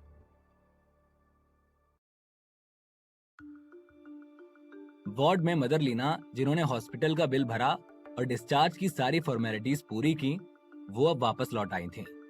सारी चीजें पैक हो चुकी हैं। मदर लीना एक स्ट्रेचर लेकर आती हैं। जेनिफर, जो अभी भी पूरे तरीके से ठीक नहीं है, उसे स्ट्रेचर पर लिटाया जाता है, पर बाकी लोग अभी भी कमरे में फंसे हुए हैं। राहुल और बाकियों को वहां से निकलने नहीं दिया जा रहा है। तभी दया सिंह और उसका सेक्रेटरी कोर्ट यार्ड से दरवाजे की ओर से अंदर आते हैं और उनके साथ कुछ सिक्योरिटी गार्ड्स भी हैं। उन्हें आता देख जूनियर डॉक्टर और बाकी सभी सिक्योरिटी काफी ज्यादा खुश हो गए और वो उन्हें हेलो कहने लगे। दया सिंह ने रफीक और उस जूनियर की तरफ देखा भी नहीं। उसके पास से गुजरकर वो सीधे मदर लीना की ओर चल दिए। उन्होंने खुद का परिचय देते हुए कहा, क्या आप इस बच्ची के रिश्तेदार हैं? मैं इस हॉस्पिटल का प्रेसिडेंट हूँ और मेरा नाम दया सिंह है। मदर लीना को समझ आ गया था कि आखिर ये मामला इतना सीरियस बन गया है कि हॉस्पिटल के प्रेसिडेंट तक को यहाँ पर आना पड़ा। ये बहुत शर्मिंदगी की बात है कि मेरे हॉस्पिटल में ऐसी चीजें देखने को मिल रही हैं, दया सिंह ने कहा। दया सिंह के चेहरे पर शर्मिंदगी साफ साफ नजर आ रही थी और वो मदर लीना से, उनके भाई से और बाकियों से माफी मांग रहा था। मैं माफी चाहता हूँ कि हॉस्पिटल में आपको ये सब कुछ देखना पड़ा। मैं सच में बहुत शर्मिंदा हूँ। प्रेसिडेंट दया, ये तो साफ है कि हॉस्पिटल में मुश्किलें ये लोग खड़े कर रहे हैं। आप हमसे माफी क्यों मांग रहे हैं? और मदर लीना के भाई ने कहा। वो पलटते हैं और जूनियर डॉक्टर की तरफ देखकर कहते हैं, दरअसल मैं सारे मामले को बहुत अच्छे से समझ चुका हूँ। तुम लड़के, मैं इस हॉस्पिटल का प्रेसिडेंट होने के नाते तुम्हें सस्पेंड करता हूँ। अपना फैसला सुनाने के बाद दया सिंह रफीक की तरफ मुड़ा और कहा, और तुम रफीक, किसी ने तुम्हारे खिलाफ कंप्लेंट की है कि तुमने बहुत बदतमीजी की है। जब तक इस मामले की जांच नहीं हो जाती तब तक के लिए तुम भी सस्पेंड हो। जब सब लोग बातें कर रहे थे और थोड़े परेशान थे, तभी एक आदमी सूट में, आंखों पर चश्मा लगाए हुए और हाथों में एक ब्रीफ केस पकड़े हुए राहुल और बाकी लोगों की तरफ चलकर आता है। हेलो मदर लीना, मैं मिस्टर राहुल का वकील हूँ और मेरा नाम अनिल राठी है। वो नौजवान सीधा मदर लीना के पास जाता है और जाकर उनसे हाथ मिलाता है। कंफ्यूज मदर लीना धीरे धीरे अपना हाथ उसकी ओर बढ़ाते हुए उससे हाथ मिलाती हैं और अपने बगल में खड़े हुए राहुल की ओर देखती हैं। राहुल ने अनिल राठी से हाथ मिलाया और कहा, अनिल सर, आप आ गए।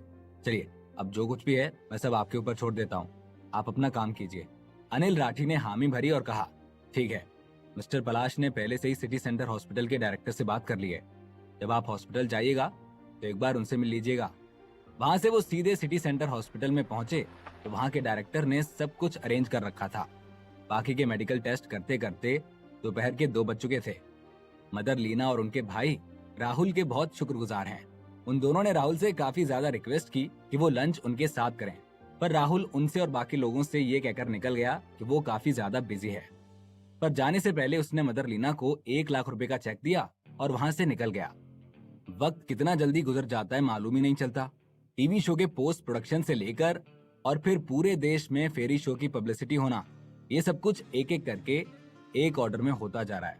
30 अगस्त राखी के दिन फेरी शूज फिल्म भारत के सभी थिएटर्स में रिलीज होगी। उसी दिन ऑरेंज लाइट मीडिया की प्रोड्यूस की गई भालू की कहानी भी भारत के बड़े बड़े थिएटर्स में दिखाई जाएगी। पूरे देश में चर्चित होने के बाद और फिल्म क्रिटिक्स के द्वारा प्रशंसा मिलने के बाद इस देश के सभी लोग फेरी शूज को देखने के लिए एक्साइटेड हैं। 29 अगस्त की सुबह 8 बजे तक लगभग लाखों लोगों ने पहले से ही बुकिंग करवा रखी थी। इंडियन सिनेमा में ये किसी जादू से कम नहीं था, क्योंकि इंडिया में आज तक ऐसी कोई मूवी नहीं बनी थी जिसकी प्री सेल बुकिंग ही लाखों में हो गई हो। जिनकी हजारों में बुक होती है उन्हें ही सुपरहिट मान लिया जाता है।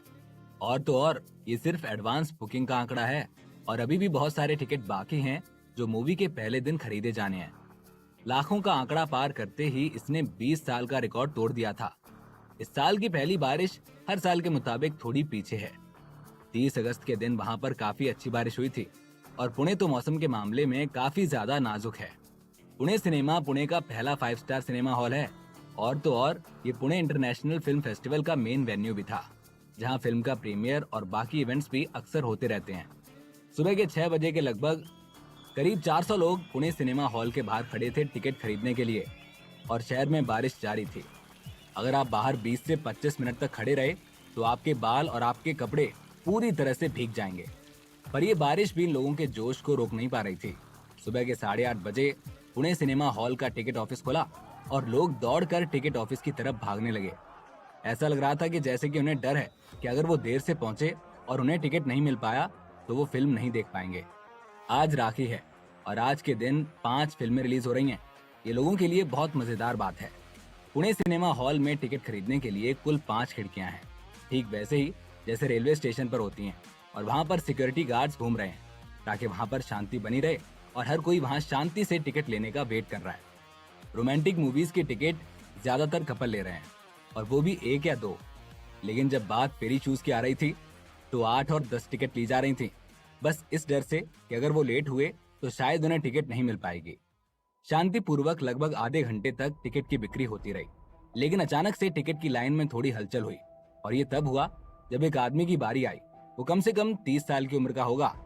उसने मुस्कुराते हुए टिकट काउंटर पर बैठी लड़की से कहा, मुझे फेरी शूज के 4 बजे वाले शो की 4 टिकट दीजिए। इस लड़की ने मुस्कुराते हुए कहा, सर माफ कीजिएगा पर सारे टिकट्स बिक चुके हैं। अगर आप फेरी शूज देखना चाहते हैं तो प्लीज आप टिकट लेने के लिए कल आइए। क्या खत्म हो चुके हैं? नहीं, मुझे आज ही 4 बजे वाले शो की 4 टिकट चाहिए। उस आदमी के चेहरे पर थोड़ी देर पहले जो खुशी थी अब वो गायब हो चुकी थी और वो बहुत गुस्सा हो चुका था। लाइन में पीछे खड़े लोगों ने जब उन दोनों की बात सुनी तो उनमें हलचल मचने लगी। उन भीड़ में 100 से ज्यादा लोग जो सुबह सुबह जल्दी उठकर टिकट लेने आए थे, उन सबको फेरी शूज की टिकट लेनी थी। वो खाली हाथ बिना टिकट लिए घर जाकर अपने बच्चों का सामना नहीं करना चाहते थे।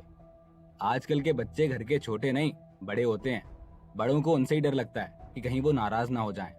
फिर थोड़ी देर बाद टिकट देने वाली लड़की ने मुस्कुराते हुए कहा, 9 बजे वाली शो की आखिरी टिकट आपके सामने खड़ी उस महिला ने ली है। उस आदमी ने इलेक्ट्रॉनिक स्क्रीन पर देखते हुए कहा, नहीं, ये नहीं हो सकता। अगर आज मैं टिकट नहीं ले पाया तो मेरी बेटी मुझे खा जाएगी। क्या आपके पास भालू की कहानी की कोई टिकट है? प्लीज ये मत कहना कि वो भी खत्म हो चुकी है। उस आदमी के लिए फेरी शूज हो या भालू की कहानी, दोनों फेरी टेल्स ही थी। बस अंतर ये था कि एक एनिमेटेड वर्जन था और दूसरा लाइव एक्शन वर्जन। हाँ, इसकी टिकट है। आपको कितने बजे वाली चाहिए? टिकट देने वाली लड़की ने कंप्यूटर की ओर देखते हुए कहा। कितने बजे की है ये? उस आदमी ने पूछा। टिकट देने वाली लड़की ने कहा, आज हमने शो के 4 टाइम फिक्स किए हैं। एक तो सुबह 9 बजे, दूसरा 11:30 बजे, फिर दोपहर के 1:30 बजे और फिर आखिर में शाम के 3:30 बजे। इन सभी टाइमिंग में बहुत सारे टिकट बचे हुए हैं, तो आप बताइए कि आपको किस टाइम की टिकट चाहिए। वो आदमी थोड़ा स्पीचलेस हो चुका था। फेरी शूज जिसके एक दिन में 9 शो थे, उसके सारे टिकट खत्म हो चुके थे। लेकिन भालू की कहानी जिसके केवल 4 शो हैं, उसके अभी भी बहुत सारे टिकट बचे हुए हैं। ये सब क्या चल रहा है? आदमी ने थोड़ी देर सोचने के बाद कहा, शाम के 3:30 वाली कर दो और हाँ, 4 टिकट करना। सिर्फ आधे घंटे के अंदर फेरी शूज के सभी शो की सारी टिकटें खत्म हो चुकी थीं, पर बाकी फिल्मों की अभी भी बहुत सारी टिकटें बची हुई थीं। इतनी अजीब बात है, लेकिन इससे ये तय हो चुका था कि फेरी शूज ही लोगों की पहली चॉइस है। उसके बाद लोगों द्वारा सबसे ज्यादा देखी जाने वाली फिल्म भालू की कहानी बन चुकी थी। भालू की कहानी के बाद सबसे ज्यादा देखी जाने वाली फिल्म संडे का फैशन है, जो कि एक विदेशी फिल्म है। और फिर सबसे अंत में था प्यार की गहराई और प्यार का जुनून। दोनों ही रोमांटिक मूवीज हैं। ये हर किसी की उम्मीद से परे था। अमर प्रेम सिनेमा भगत चौक से सटे हुए रास्ते पर है।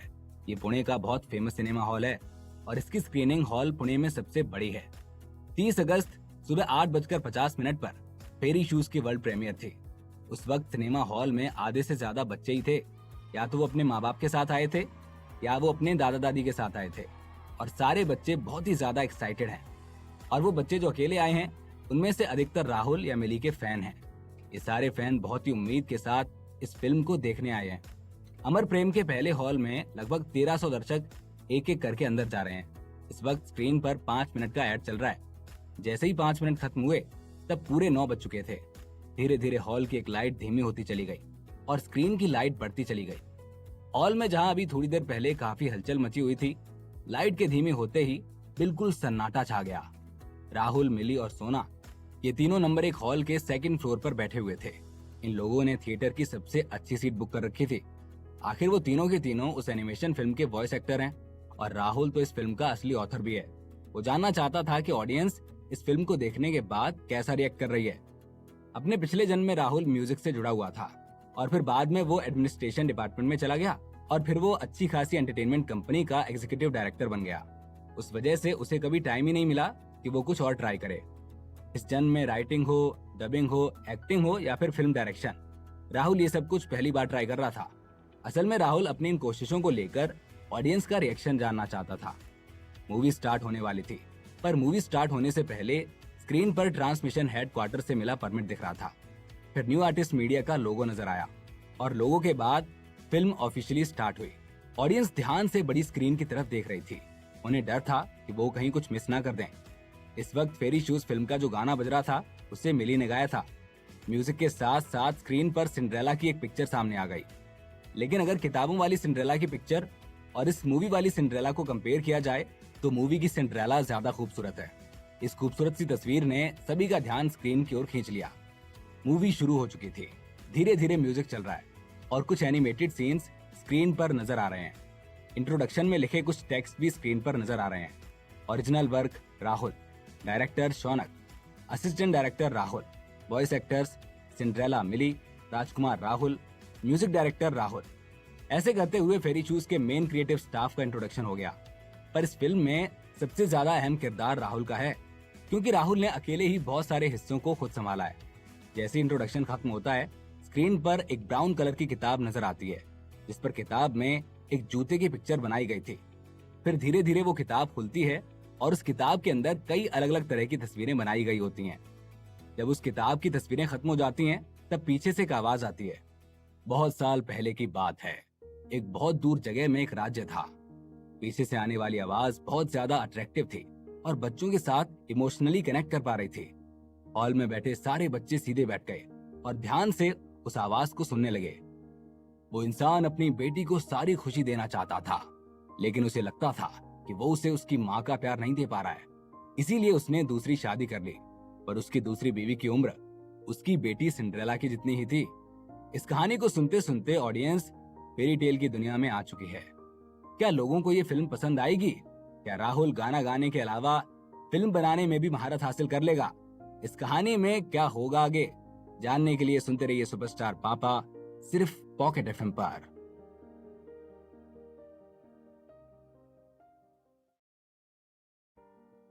फिल्म काफी इंटरेस्टिंग थी। सिंड्रेला के पिता बहुत ही दयालु और समझदार इंसान थे। सिंड्रेला की माँ सौतेली थी और उनका किरदार भी दोहरा था।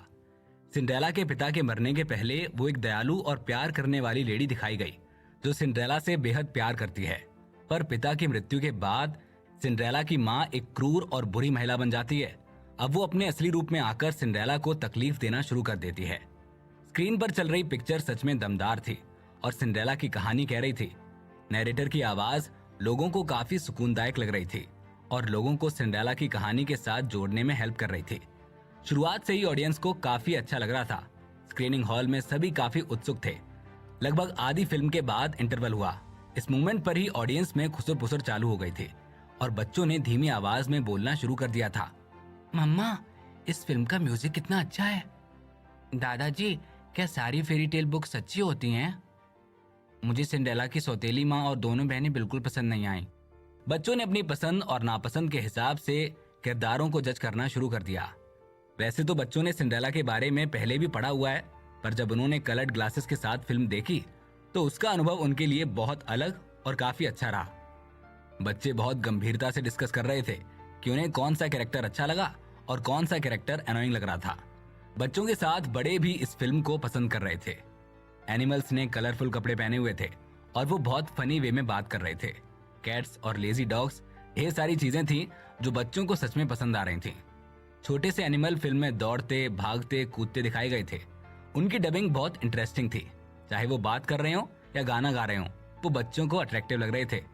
दादाजी, ये एनिमल्स कितने इंटरेस्टिंग हैं। इनकी बात करने का तरीका भी कितना फनी है। राहुल के पास वाली सीट पर एक बूढ़ा कपल बैठा था जो लगभग 60 साल की उम्र का होगा। उनके साथ एक 5-6 साल की लड़की बैठी थी जो उनकी पोती थी। जब छोटी लड़की ने एनिमल्स को स्क्रीन पर देखा तो उसकी छोटी छोटी आंखें बड़ी हो गईं। छोटी बच्ची क्यूट एनिमल्स को देखकर बहुत खुश हो रही थी। क्या तुम्हें ये फिल्म अच्छी लग रही है? दादाजी ने पूछा। हाँ, सिंड्रेला मेरी फेवरेट है, छोटी बच्ची ने कहा। दादाजी ने स्माइल करते हुए छोटी बच्ची के सिर पर हाथ फेरा और कहा, मूवी खत्म हो जाने के बाद दादाजी तुम्हें शॉप पर ले जाएंगे और ऐसे ही छोटे छोटे एनिमल्स और डॉल्स लाएंगे, ओके? छोटी बच्ची ने ताली बजाते हुए कहा, ओके, लव यू दादाजी। सोना दादाजी और पोती के बीच में हो रही बात सुन रही थी। फिर वो बोली, पापा, आपने सुना? वो लोग मेरी तारीफ कर रहे हैं। सोना ने धीरे से राहुल के कान में कहा। सोना का चेहरा और भी ज्यादा पिंक हो गया था और उसके चेहरे के एक्सप्रेशन से साफ पता चल रहा था कि वो अपने मम्मी पापा से अपनी तारीफ सुनना चाहती है। राहुल ने सोना के चेहरे को छुआ और कहा, हमारी सोना तो है ही बेहतरीन। तुम्हारे इस बेहतरीन काम के लिए आज हम तुम्हें रिवॉर्ड देना चाहते हैं। मम्मी और पापा ने प्लान किया है कि हम आज सोना को बहुत अच्छा खाना खिलाने लेकर जाएंगे। सच में? सोना ने खुशी से चिल्लाते हुए कहा। मिली, जो कि सोना के दूसरी तरफ बैठी हुई थी, उसने सोना का हाथ पकड़ा और कहा, हाँ बिल्कुल, सच में। मम्मी पापा झूठ क्यों बोलेंगे? हम मूवी खत्म होने के बाद आज खाने के लिए बाहर जाने वाले हैं। राहुल और मिली को सोना पर बहुत प्राउड हो रहा था। सिंड्रेला में जितने भी एनिमल थे उसकी आवाज सोना ने डब की थी। हालांकि सोना को इसके लिए गाइडेंस भी मिला था, पर फिर भी सोना ने अपनी मीठी आवाज में सारे छोटे जानवरों की डबिंग बहुत अच्छी की थी। दूसरों को, यहाँ तक कि राहुल को भी उम्मीद नहीं थी कि सोना में इतना अच्छा टैलेंट है। राहुल की टीम के लोगों ने भी सोना के काम को सराहा था। सोना इस काम के लिए काफी छोटी है, किसी ने उसे इस फील्ड में लाने का सोचा भी नहीं था, पर सोना ने ये काम बहुत ही डिसिप्लिन और ईमानदारी के साथ पूरा किया। राहुल के पास में बैठी छोटी बच्ची ही नहीं, बल्कि वहां बैठे सारे बच्चे सबसे ज्यादा छोटे छोटे एनिमल्स में ही इंटरेस्टेड थे। उनकी आवाज उन्हें बहुत रिझा रही थी। सभी छोटे बच्चों के दिल में एनिमल्स के लिए ढेर सारा प्यार दिख रहा था। फिल्म फिर से कंटिन्यू हो गई। स्क्रीन पर अब राजा और उसके सेनापति दिख रहे हैं। लंबे घुंघराले बाल और बड़ी बड़ी मूंछों वाला एक राजा जो दिखने में बहुत छोटा और मोटा था, और जो उसका सेनापति था वो लंबा, पतला, गठीले शरीर का था, पर उसकी एक ही आंख थी। ये अजीब इंसान सच में राजा है? हाँ, यही है। इसके साथ खड़ा सेनापति काफी इंटरेस्टिंग लग रहा है। राजा बिल्कुल मेरे दादाजी जैसा लग रहा है। बूढ़े राजा और एक आंख वाले सेनापति को देखकर बच्चे बहुत ज्यादा इंटरेस्ट लेने लगे। अब कहानी और ज्यादा मजेदार होती जा रही है। राजा और सेनापति के बीच की बात बच्चों को न सिर्फ इंटरेस्टिंग लग रही थी, बल्कि बहुत हंसा देने वाली थी। जिस तरह से खड़े होकर राजा सेनापति से बातें कर रहा था वो बहुत फनी था, जिससे बच्चे हंसी से लोटपोट हो रहे थे और पूरे स्क्रीनिंग हॉल में हंसी की आवाज सुनाई दे रही थी। सिंड्रेला फिल्म के सारे कैरेक्टर्स बहुत अच्छे से सोच समझकर चूज किए गए थे। सिंड्रेला बहुत ही सुंदर और दयालु लड़की थी। उसकी सौतेली माँ बहुत क्रूर और गुस्से वाली थी। उसकी दो बड़ी बहनें थीं जो बहुत ज्यादा कड़वी जुबान और परेशान करने वाली थीं। फिल्म के सारे सीन बहुत अच्छे ढंग से शूट किए गए थे। सभी कैरेक्टर्स के अपने इमोशंस थे जिनके साथ ऑडियंस जुड़ गई थी और फिल्म एंजॉय कर रही थी। सिंड्रेला का रोल बहुत टफ था क्योंकि उसमें बहुत छोटे छोटे इमोशंस भी इंपॉर्टेंट थे। जब सबको पता चलता है कि प्रिंस के वेलकम के लिए एक बॉल पार्टी रखी गई है तो सिंड्रेला के एनिमल दोस्त उसके लिए कपड़े बनाते हैं, पर उस ड्रेस को सिंड्रेला की स्टेप मदर और उसकी दो सौतेली बहनें फाड़ देती हैं। सिंड्रेला फूट फूट कर रोती है। स्क्रीनिंग हॉल में उसकी आवाज ऐसे गूंज रही थी जैसे वो सामने ही रो रही है। सिंड्रेला को रोते देख बच्चे ही नहीं, बड़े भी बहुत दुखी हो गए थे। इन सब में उनकी सबसे बड़ी हेल्प परी माँ ने की, जो कि अपनी जादुई छड़ी से सिंड्रेला की लाइफ चेंज कर देती है। परी अपने जादू से सिंड्रेला के लिए सब कुछ तैयार कर देती है, फूलों से भरी बग्गी, और यहाँ तक कि वो डॉग को भी सिंड्रेला के अटेंडेंट में बदल देती है। सिंड्रेला ने रोना बंद किया और तब जाकर सब लोगों ने चैन की सांस ली। मुझे पता था सिंड्रेला जरूर बाहर निकल जाएगी। डॉग को सिंड्रेला का अटेंडेंट क्यों बनाया? वो कितना लेजी है। परी ने उसकी पहले हेल्प क्यों नहीं की थी? सिंड्रेला कितनी दुखी थी। ऑडियंस को परी का जादू बहुत अच्छा लगा। साथ ही साथ उन्होंने इस म्यूजिक को भी बहुत पसंद किया जो मैजिक के साथ चल रहा था। सिंड्रेला अपनी गाड़ी में बैठती है। चार घोड़े गाड़ी को खींचते हुए वहां ले जाते हैं जहां पर प्रिंस की बॉल रखी गई है। वो एक बहुत ही सुंदर और शानदार प्रिंसेस के रूप में बदल जाती है जो बॉल पार्टी में हीरे जैसी चमक रही होती है। फिल्म का क्लाइमैक्स अब शुरू हो चुका था। जादू से प्रिंसेस बनी हुई सिंड्रेला बॉल पार्टी में शामिल होती है और जब वो वापस लौटती है तो उसके ग्लास की बनी हुई सैंडल खो जाती है। कुछ बच्चों का मानना है कि ये इस कहानी का बेस्ट पार्ट है। परी ने सिंड्रेला के लिए जो भी जादू किया है वो सब रात 12 बजे चेंज हो जाएगा, पर उसकी ग्लास सैंडल नहीं मिली तो वो वैसी की वैसी रह जाने वाली है। बच्चे बहुत बेफिक्रे होते हैं, उनके लिए ये ज्यादा चिंता की बात नहीं थी, पर बड़ों को ये बात सताई जा रही थी कि सिंड्रेला के साथ क्या होने वाला है। अगले दिन राजा अपने सेनापति को ऑर्डर देते हैं कि वो उस लड़की को ढूंढ कर लाए जिसकी ये सैंडल है। सेनापति पूरे गांव में ढूंढने के बाद सिंड्रेला के घर पर पहुंचता है जहां सिंड्रेला की माँ उससे बहुत गंदे तरीके से बात करती हैं। एक सैंडल को देखकर सिंड्रेला दूसरी ग्लास सैंडल खुद ही सामने लाकर रख देती है। सेनापति बहुत खुश होता है और सैंडल को चूम लेता है और सिंड्रेला के पैरों में खुद अपने हाथों से वो सैंडल रख देता है। ये सब देखकर सिंड्रेला की माँ और दोनों बहनों को चक्कर आने लगते हैं। उन पर जैसे आसमान टूट पड़ा। उन्होंने कभी नहीं सोचा था कि सिंड्रेला को राजा अपने बेटे के लिए पसंद करेंगे। स्क्रीन पर सीन चेंज होता है जहां प्रिंस और सिंड्रेला की शाही शादी चल रही है। हैप्पी एंडिंग होती है और इस वक्त नरेशन फिर से चालू होता है। जब तक आप बहादुर और दयालु बने हुए हो तब तक आपके साथ कुछ बुरा नहीं हो सकता है। प्रिंस और सिंड्रेला एक फूलों से सजी बग्गी में जाते हुए दिखाई दे रहे हैं। कैमरा उन्हें दूर से कैप्चर कर रहा है और तभी ही बुक का लास्ट पेज स्क्रीन पर आता है। साथ ही साथ पीछे म्यूजिक बजने लगता है। Voice actors, props, scene management, art design, music design, इन सभी के नाम स्क्रीन पर आने लगते हैं और सभी का थैंक यू का एक छोटा सा मैसेज भी स्क्रीन पर आता है। फिल्म लगभग 2 घंटे की थी। जैसे ही लाइट्स ऑन होती हैं, हॉल में जबरदस्त तालियां बजती हैं। इस तरह की पहली एनिमेशन फिल्म देखकर पब्लिक को मजा आ गया था। खासकर छोटे बच्चे पूरी तरह से पागल हो चुके थे। पहले तालियां बच्चों ने बजाई थी, पर उसके बाद पूरा हॉल तालियों से गूंज उठा। बच्चों ने ताली बजाकर बता दिया कि उन्हें ये फिल्म कितनी पसंद आई। परफेक्ट, बहुत शानदार मूवी है। ये बिल्कुल किताब की कहानी जैसी है। पापा, ये फिल्म मुझे फिर से देखनी है। बच्चे और बड़े सभी के चेहरे पर अच्छी फीलिंग दिख रही थी। इतनी शानदार फिल्म के लिए उनके पास सिर्फ एक ही शब्द था, परफेक्ट। सिंड्रेला की पहली स्क्रीन खत्म हुई और लगभग 1-2 मिनट तक तालियां बजती रहीं। थोड़ी देर बाद ऑडियंस होश में आई और अपने बच्चों को बाहर चलने के लिए कहा। फिल्म देखकर सब उसके बारे में बातें करते हुए धीरे धीरे बाहर निकल रहे हैं। सैकड़ों आवाजें एक साथ सुनाई दे रही हैं। ये एनिमेशन मूवी मैंने बहुत एंजॉय की, ये सचमुच शानदार थी। 2 घंटे कैसे बीत गए पता ही नहीं चला, मैं तो इसे एक बार और देख सकती हूँ। ये चमत्कार हो गया, मेरी बेटी पहली बार कोई फिल्म देखकर सोई नहीं। मैं आज ही सिंड्रेला जैसे कपड़े लेकर आऊंगी। ज्यादातर बच्चे कम उम्र के थे, जिन्हें भूख भी लगी थी और नींद भी आने लगी थी, पर फिर भी फिल्म के बारे में उनकी बातें खत्म नहीं हो रही थी। राहुल की इस फिल्म को इससे अच्छा रिजल्ट और क्या मिल सकता था कि सबके हाथ ताली बजाते बजाते लाल पड़ गए थे। राहुल, मिली और सोना भी सबकी बातें सुनते सुनते ही लोगों के साथ बाहर आ गए थे। ऑडियंस की तारीफ सुनकर राहुल और मिली मुस्कुरा रहे थे। मुझे उम्मीद नहीं थी कि फिल्म की पहली स्क्रीनिंग में इतनी भीड़ होगी, मिली ने स्माइल करते हुए कहा। हाँ, मैंने सुना, लोग कह रहे हैं कि अब वो अपनी फैमिली को वापस फिल्म देखने के लिए लेकर आएंगे। वैसे ये कोई हैरानी की बात नहीं है। अपने बच्चों को खुश करने के लिए ये लोग टिकट फिर से खरीद सकते हैं, क्योंकि ये उनके लिए काफी अफोर्डेबल है, राहुल ने कहा। सोना को फिल्म के बारे में बात नहीं करनी थी। कार में बैठते हुए सोना ने कहा, पापा, आप हमें अच्छा खाना खिलाने के लिए कहाँ लेकर जा रहे हैं? मुझे याद है पापा, आपने प्रॉमिस किया था कि आप हमें बाहर खाना खिलाने लेकर जाएंगे।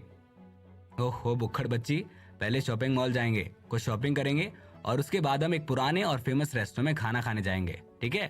राहुल ने कहा। ठीक है, आज मुझे नूडल्स भी खाने हैं और मुझे मशरूम का सूप भी पीना है, सोना ने ताली बजाते हुए कहा। Orange light media building. Office में करण सिंघानिया गुस्से में बैठे हैं। डोर पर नॉक की आवाज आती है। अंदर आ जाओ, करण सिंघानिया ने अपनी भारी आवाज में कहा।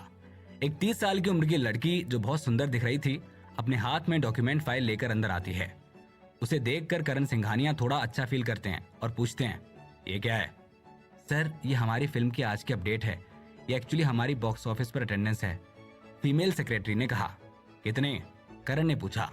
फीमेल सेक्रेटरी उन्हें धीरे से देखती है और कहती है, सर एक्चुअली आज बॉक्स ऑफिस पर 4 और फिल्में रिलीज हुई हैं, तो मुझे लगता है कि हमारी फिल्म का कलेक्शन धीरे धीरे बढ़ जाएगा।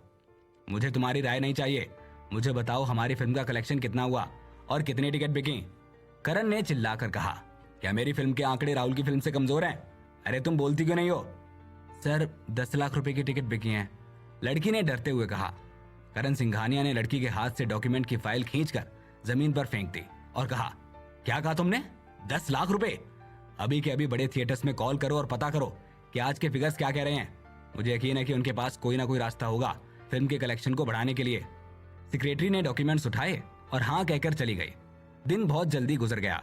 अगले दिन सुबह 8 बजे एक फेमस ऑनलाइन रेटिंग वेबसाइट जो कि नई फिल्मों के आंकड़े बताती है, जिस पर दर्शक रेटिंग देते हैं, उसने आज अपने आंकड़े पोस्ट किए। राहुल की फिल्म को सबसे ज्यादा रेटिंग मिली थी, ऑरेंज मीडिया की फिल्म को सबसे कम रेटिंग मिली थी और उनके लिए यह मानना मुश्किल था। क्या राहुल की फिल्म सारे रिकॉर्ड तोड़ देगी? क्या वो आगे भी एनिमेशन फिल्म बनाएगा? क्या ऑरेंज मीडिया लाइट की फिल्म फ्लॉप हो जाएगी? इस कहानी में आगे क्या होगा, जानने के लिए सुनते रहिए सुपरस्टार पापा, सिर्फ पॉकेट एफएम पर। सबसे ऊंची वाली फ्लोर के मीटिंग रूम में पलाश, ऋतु, राहुल, मिली और कंपनी के कुछ सीनियर एम्प्लॉयज बैठकर एक बड़ी सी स्क्रीन की ओर देख रहे थे। उस बड़ी सी स्क्रीन पर बॉक्स ऑफिस की ऑफिशियल वेबसाइट खुली हुई थी। ये जो boxoffice.com की ऑफिशियल वेबसाइट है, उसे इंडियन कम्युनिकेशन कॉर्पोरेशन ने स्पॉन्सर किया हुआ है। इसकी जिम्मेदारी इंडिया के बॉक्स ऑफिस के डाटा को पब्लिश करने की और इसी के साथ साथ बॉक्स ऑफिस से जुड़ी सारी इंफॉर्मेशन को एकदम सही और सटीक तरीके से फिल्म मेकर्स और ऑडियंस तक पहुंचाने की है। अगर आप इसके होम पेज को देखें तो वहां पर आपको फिल्म के बॉक्स ऑफिस कलेक्शन, फिल्मों की रेटिंग, हर फिल्म का नाम और उसे रिलीज हुए कितने दिन हुए हैं, ये सारी जानकारी इस पर दी गई होती है। वैसे तो राहुल ने प्लानिंग की थी कि अब वो घर जाकर पूरी तरह से आराम करेगा ताकि वो Indian golden melody award ceremony में हिस्सा ले सके। लेकिन ठीक सुबह 5 बजे जब राहुल को पलाश का फोन आया और उसने राहुल को कहा कि वो मुंबई पहुंचने वाले हैं, तो राहुल को जल्दी से उसे और ऋतु को पिक करने के लिए मुंबई एयरपोर्ट जाना पड़ा। राहुल के पास कोई ऑप्शन ही नहीं था, उसे एयरपोर्ट जाना ही था। मुंबई के एयरपोर्ट से पलाश उन्हें खींचकर सीधे अपने ऑफिस लेकर गया। जल्दी जल्दी नाश्ता करने के बाद मीटिंग रूम में कुछ लोग आए और वो सब फेरी शूज का बॉक्स ऑफिस कलेक्शन देखने का वेट करने लगे। राहुल अभी भी नींद में ही था। उसने बोला, यार पलाश, तुम मुझे ये बताओ कि तुम सुबह सुबह क्या करवाना चाहते हो। मैं कुछ नहीं कहूंगा, लेकिन तुम बॉक्स ऑफिस का कलेक्शन देख लो यार। हमारी फिल्म फेरी शूज सबसे टॉप पर ही रहेगी। पलाश ने अपना होंठ काटते हुए कहा। आगे कहो। मैंने तो सुना है कि एक रोमांटिक फिल्म जो हमारे साथ लगी थी, उसके लिए भी काफी अच्छी भीड़ थी। भूलो मत कि कल वैलेंटाइन डे था और उस दिन लोग ज्यादातर रोमांटिक मूवी देखना पसंद करते हैं। रितु ने थोड़ी देर सोचकर कहा। फेरी शूज को पूरे देश भर में देखा गया है। जब तुम कार में थे तो तुम्हें कॉल आया था ना। तुम्हें पता चला ना कि सारी सीट फुल हो चुकी हैं। अब तुम किस बात से परेशान हो रहे हो। न्यू आर्टिस्ट मीडिया कंपनी के मुंबई ऑफिस ब्रांच के जनरल मैनेजर का नाम चेतन खादीवाला है। वो कॉन्फ्रेंस रूम में रखे डेस्क के उस पार बैठा हुआ था और उसने स्माइल करते हुए कहा, हमारे देश में लगभग 7,000 से भी ज्यादा छोटे थिएटर हैं और हर सिनेमा हॉल में लगभग 200 सीट हैं। 2,000 से ज्यादा मीडियम साइज के थिएटर हैं जिसमें लगभग 400 सीट हैं। 800 से ज्यादा बड़े साइज के थिएटर हैं जिसमें 600 सीटें होती हैं और फिर 100 सुपर थिएटर भी हैं जिसमें 800 सीट होते हैं। अगर हमारे शो के लिए इन सभी सिनेमा हॉल में 100% सीटें फुल हो चुकी हैं, तब भी हमारे पास लगभग 30 मिलियन ऑडियंस है। चेतन खादीवाला ने थोड़ा चुप होकर फिर मुस्कुराते हुए कहा, 200 करोड़ का जो सपना मिस्टर राहुल ने देखा है वो पूरा होता हुआ नजर आ रहा है। चेतन खादीवाला की बात सुनकर सभी लोग हंसने लगे। अगर चेतन खादीवाला की कही बात सच होती है तो आज का बॉक्स ऑफिस कलेक्शन 30 मिलियन होगा। उसके साथ साथ पहले की प्रीसेल बुकिंग जो लगभग 50 मिलियन से ज्यादा है और यही दोनों मिलकर अब ये 80 मिलियन हो चुका है। जिस हिसाब से इस फिल्म की टिकट सेल है तो ये एक हफ्ते में ही 200 करोड़ का टारगेट पूरा कर लेगी। जब सब लोग हंस रहे थे तभी पेज रिफ्रेश हो गया और मीटिंग रूम की बड़ी सी स्क्रीन पर बॉक्स ऑफिस कलेक्शन का डेटा साफ साफ नजर आने लगा। स्क्रीन पर फिल्म का नाम, real time box office collection, film की स्क्रीनिंग, फिल्म का शेड्यूल और रिलीज की तारीख थी। टॉप पर है फेरी शूज जिसकी टिकट सेल्स 31.25 मिलियन है। सेकंड नंबर पर भालू की कहानी जिसकी टिकट सेल्स 10.6 मिलियन है। थर्ड नंबर पर संडे का फैशन जिसकी टिकट सेल्स 9.6 मिलियन है। पिछले कुछ दिनों में कुल 5 फिल्म रिलीज हुई थी जिसका डाटा स्क्रीन पर नजर आ रहा है। जैसा कि हर किसी को उम्मीद थी, कल के बॉक्स ऑफिस कलेक्शन में फेरी शूज सबसे आगे रही। ग्रेट। मिली ने बच्चों की तरह खुश होते हुए रितु को गले लगा लिया। रितु भी बहुत ज्यादा एक्साइटेड है। आखिरकार ये मूवी उसके पति की कंपनी ने प्रोड्यूस की है तो इस वजह से ये उसके लिए भी बहुत ही खुशी की बात है। राहुल ने अपनी पलकें झुकाते हुए कहा, यार पलाश, मैंने तुम्हें कहा था ना, तुम्हें परेशान होने की कोई जरूरत नहीं है। अब तो तुमने रिजल्ट देख ही लिया ना, अब तो मुझे कह दो कि मैं जाकर आराम कर लूं। पलाश ने अपनी आंखों को बड़ा करते हुए कहा, क्या तुम्हें आराम करना है? आज हमारी फिल्म को इतनी बड़ी अचीवमेंट मिली है तो क्या तुम एक्साइटेड नहीं हो? मैं किस चीज के लिए एक्साइटेड होऊंगा यार? राहुल ने आंखें घुमाते हुए कहा। उसे इस रिजल्ट के बारे में पहले से ही पता था। उसने अपने पिछले जन्म में भी सिंड्रेला के रिजल्ट देख रखे थे। सदियों के बाद भी ये क्लासिक फिल्म है, एक ऐसी क्लासिक फिल्म जिसे कभी भी मिटाया नहीं जा सकता। रिजल्ट देखने के बाद राहुल ने पलाश के एक्साइटमेंट को इग्नोर किया और मिली को लेकर वो घर चला गया ताकि वो आराम कर सके। अवार्ड सेरेमनी रात के 8 बजे शुरू होने वाली थी, इसीलिए राहुल ने 6:30 बजे तक डिनर कर लिया था। इंडियन गोल्डन मेलेडी अवार्ड्स की ऑर्गेनाइजिंग कमेटी ने राहुल को पिक करने के लिए एक स्पेशल कार भेजी थी। मिली ने सेरेमनी में पहनने के लिए पहले से ही राहुल का स्पेशल सूट तैयार कर रखा था और जैसे ही राहुल कार में बैठने वाला था वैसे ही सोना हंसते हुए उसके पास आती है। पापा, पापा आप कहाँ जा रहे हैं? राहुल अपनी पैकेट से एक वेट वाइप निकालता है और सोना का मुंह पहुंचते हुए कहता है, अभी पापा एक अवार्ड सेरेमनी अटेंड करने जा रहे हैं। सोना ने अपना सिर झुकाकर थोड़ी देर सोचा और फिर कहा, अवार्ड? क्या पापा को आज कोई अवार्ड मिलने वाला है? शायद, राहुल ने स्माइल करते हुए कहा। तो सोना ने थोड़ा हेजिटेट होते हुए कहा, क्या आप सोना को अपने साथ लेकर जा सकते हो?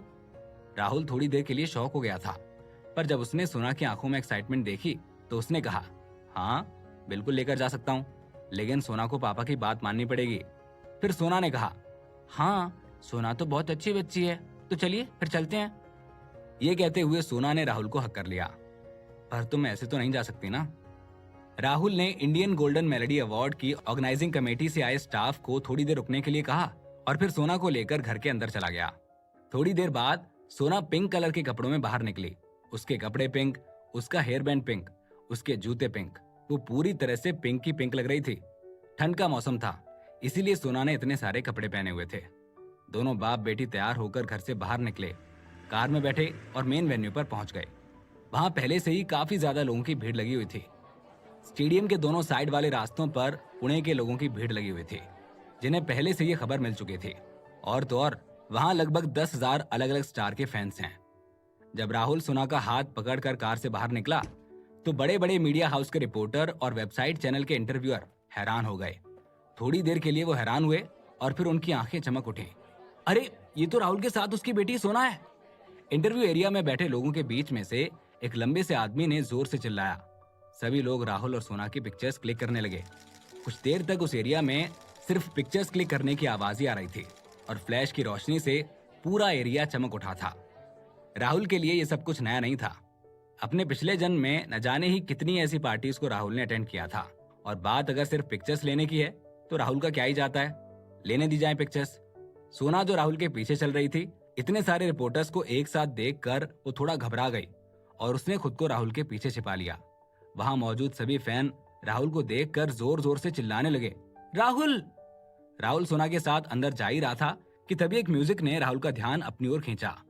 राहुल उस आवाज को फॉलो करते हुए उस आवाज की तरफ बढ़ा और वहां जाकर उसने देखा कि एक बड़ा सा म्यूजिक ग्रुप है जो कि राहुल के लिए गाना गा रहे थे। इस गाने में राहुल का नाम लेकर उसकी तारीफ की जा रही थी। ये देखकर राहुल सोना का हाथ पकड़कर उन लोगों की तरफ जाने लगा। जब उन लोगों ने देखा कि राहुल और सोना दोनों उनकी तरफ चलकर आ रहे हैं तो वो लोग और भी ज्यादा एक्साइटेड हो गए और राहुल का नाम गा गा कर लेने लगे। क्या तुम समीरा हो? राहुल जब अपने फैंस के ग्रुप के पास पहुंचा तो उसने सामने खड़ी एक फीमेल फैन को देखकर पूछा। सामने खड़ी उस सुंदर लड़की ने कहा, हाँ, मैं समीरा हूँ। हम सब पुणे के राहुल फैंस क्लब के मेंबर हैं। उसकी बात सुनकर जब राहुल ने उसे गौर से देखा तो उसे याद आया कि ये तो वही है। राहुल ने स्माइल करते हुए कहा, मैंने तुम्हें पहचान लिया। जब स्टूडियो का रिबन कट हो रहा था तब उन फैंस की भीड़ में से एक फैन तुम भी थे ना? हम यहाँ पर 2 घंटे से आए हुए हैं। समीरा ने ठंड के कपड़े पहने हुए थे और उसका चेहरा ठंड से लाल हो चुका था। अरे, 2 घंटे से? राहुल ने जब बाकी लोगों को देखा तो उसने देखा कि बाकी सभी फैंस का चेहरा भी ठंड से लाल हो रहा था।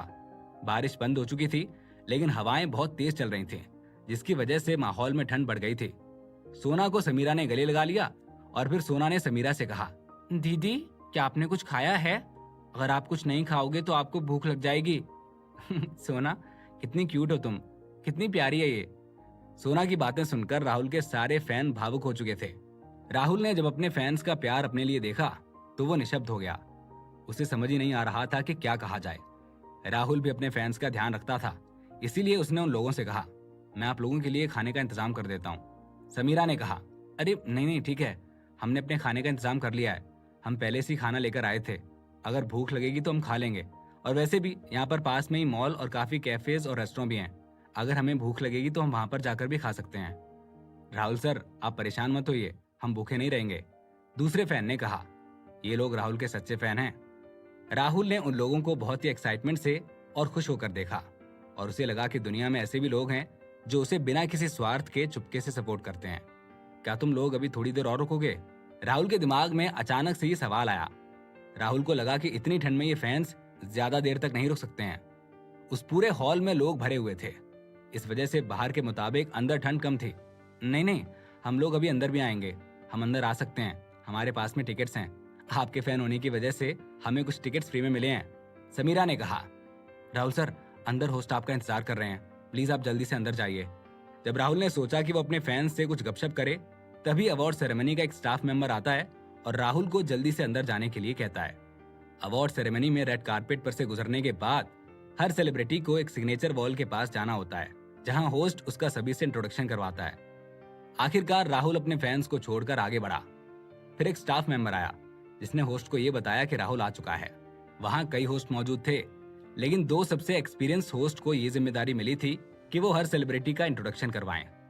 वैसे तो उन होस्ट को जब मालूम पड़ा कि राहुल आ चुका है तो उन्होंने राहुल के बारे में बहुत सारी बातें लोगों को बता दी थी, लेकिन उसने अब तक राहुल को खुद नहीं देखा था। Indian golden melody award ceremony में क्या राहुल को अवार्ड जीत पाएगा? सोना को बचपन से एक सेलिब्रिटी की तरह ट्रीट करना उसके आने वाले जीवन पर कैसा असर डालेगा? क्या राहुल आज और भी बड़ा सेलिब्रिटी बन जाएगा? इस कहानी में आगे क्या होगा जानने के लिए सुनते रहिए सुपरस्टार पापा, सिर्फ पॉकेट एफएम पर। राहुल के लिए अवार्ड सेरेमनी आम बात हो गई थी, पर सोना के लिए ये बहुत खास दिन था। वो पहली बार इस तरह का माहौल देख रही थी। आज उसने भी कुछ अचीव कर लिया है। इसलिए खुशी से वो मन ही मन गुदगुदा रही थी। राहुल सेरेमनी के स्टाफ से बात कर रहा था। थोड़ी देर बाद राहुल वहां से आगे बढ़ता है। माफ कीजिएगा, मुझे कुछ दोस्तों से मिलना है, मैं आपसे बाद में बात करता हूँ। हाँ हाँ मिस्टर राहुल, इट्स ओके, हम बाद में बात करते हैं। ये कहकर स्टाफ का आदमी भी आगे बढ़ गया। राहुल जैसे ही आगे बढ़ा तो देखा कि उसकी पहचान वाला आदमी दो बच्चियों को लेकर उसकी तरफ देख रहा था। अरे दोस्त, तुम वहां दूर खड़े क्यों देख रहे हो? राहुल ने उसकी ओर कदम बढ़ाए। तुम बिजी थे, इसीलिए मैंने सोचा कि दूर खड़ा रहकर तुम्हारा वेट करूं, दोस्त ने जवाब दिया। दोस्त की दोनों बच्चियां सोना को बहुत खुश होकर देख रही थीं। वो कभी राहुल को देख रही थीं, तो कभी वो सोना को देखे जा रही थीं। राहुल ने दोनों बच्चियों से हाथ मिलाया और सोना से कहा, सोना, ये दोनों बच्चियां मेरे दोस्त की बेटियां हैं, तो अब आप लोग भी दोस्ती कर लो। सोना ने बहुत प्यार से दोनों बच्चियों से बात की। थोड़ी देर बात करने के बाद वो गुड बाय कहकर आगे जाने लगे। तभी दोस्त की बच्ची बोली, अब हम टीवी पर हर महीने तुम्हें देख सकेंगे। सोना बहुत क्यूट है, आई एम श्योर कि ये अपने मम्मी पापा से भी आगे बढ़ने वाली है, दोस्त ने कहा। हाँ बिल्कुल, सोना जैसी बेटी नसीब वालों को मिलती है। इतना कहकर राहुल और सोना आगे चले गए। दोस्त की बेटियां पहले से ही राहुल और सोना को पसंद करते थे, लेकिन आज उनसे मिलकर वो उनके क्यूट और अच्छे बिहेव से बहुत खुश हो गए थे। वो दोनों सोना और राहुल की ही बात करे जा रही थीं। अब से बहुत सारे लोग सोना के फैंस बन गए थे। राहुल सोना को लेकर वेन्यू की तरफ आगे बढ़ गया। राहुल का दोस्त और उसकी बच्चियां अभी भी राहुल के बारे में बात कर रहे हैं। वो बहुत एक्साइटेड थे, क्योंकि उन्होंने अपने आइडल्स को इतने पास से बात करते हुए नहीं देखा था। राहुल अपने कॉलेज के दोस्तों से मिला। ओहो मेरे भाई, कितने टाइम बाद तुमसे मुलाकात हुई है। कमाल है भाई, मैं तो यहीं रहता हूँ, तू ही कहीं गायब रहता है। सही बात है। अरे सोना बेटा, आप तो और भी क्यूट होते जा रहे हो। सोना शर्मा जाती है और राहुल के पीछे छिप जाती है। राहुल और उसके कॉलेज के दोस्त बात कर ही रहे होते हैं कि तभी एक चाय की कार्ट उनके पीछे आकर रुकती है। तभी स्टाफ का मेंबर दौड़कर आता है और कार्ट को राहुल से दूर रहने के लिए कहता है। तभी पीछे से एक आवाज आती है, उसे मैंने बुलाया, उसे वहीं रहने दो। ये सेरेमनी ऑर्गेनाइजर मैनेजर की आवाज थी। ये चाय की कार्ट एक बहुत फेमस ब्रांड की थी। उस कार्ड पर टी ब्रांड का नाम भी लिखा हुआ था। सेरेमनी ऑर्गेनाइजर मैनेजर राहुल के पास आया और कहा, सर, आपने जैसा कहा था हमने ऐसा ही किया है। 3000 चाय के कप हमने बनवा लिए हैं। दरअसल राहुल ने इस बारिश और ठंडी मौसम में अपने फैंस के लिए 3000 से भी ज्यादा चाय के कप बनवाए हैं, जिन्हें पीकर फैंस को अच्छा लगेगा। ये ब्रांड बहुत फेमस है, इसके ढेर सारे फ्लेवर्स भी थे। जी आपका बहुत बहुत शुक्रिया, अब ये चाय आप सभी को पहुंचवा दीजिए, राहुल ने कहा। राहुल और सोना ने कारपेट पर आगे बढ़ना शुरू किया। रेड कारपेट के खत्म होने के बाद सामने की तरफ एक सिग्नेचर वॉल थी, जहां सभी गेस्ट अपने नाम का सिग्नेचर कर रहे थे। सिग्नेचर वॉल के सामने दो जवान आदमी और औरतें खड़े होकर बातें कर रहे थे। जैसे ही राहुल और सोना वहां पर पहुंचे, एक लड़के ने जोर से ताली बजाई और कहा, मिस्टर राहुल, आप आ गए। राहुल को सोना का हाथ पकड़े देखकर लड़के ने रिपोर्टर्स को चिल्लाना शुरू कर दिया, आज मैं इंट्रोड्यूस करता हूं मिस्टर राहुल को, जो कि एक बहुत बड़े सिंगर, बहुत बड़े राइटर, डायरेक्टर और एक्टर हैं। इन्होंने हर फील्ड में अपनी अलग छाप छोड़ी है। Click click. सिग्नेचर वॉल के दाईं तरफ ढेर सारे रिपोर्टर्स खड़े थे। राहुल को देखते ही सब अपने अपने कैमरे और लाइट्स राहुल पर घुमा लेते हैं। मिस्टर राहुल, आप पहले ही साइन कर लीजिए। लड़के ने स्टाफ मेंबर को पेन लाने का इशारा किया। स्टाफ मेंबर ने राहुल के हाथ में एक सिग्नेचर पेन दिया। राहुल पीछे घुमा और सिग्नेचर बोर्ड पर साइन करने ही वाला था कि इतने में सोना ने राहुल के कपड़ों को खींचा। उसकी आंखें चमक रही थीं और हल्के आंसुओं से भर गई थीं। राहुल ने नीचे देखा। उसका दिल सोना के मासूम चेहरे को देखकर लगभग पिघल सा गया था। सोना सिग्नेचर पेन को देख रही थी। राहुल ने सोना से पूछा, क्या सोना भी साइन करना चाहती है?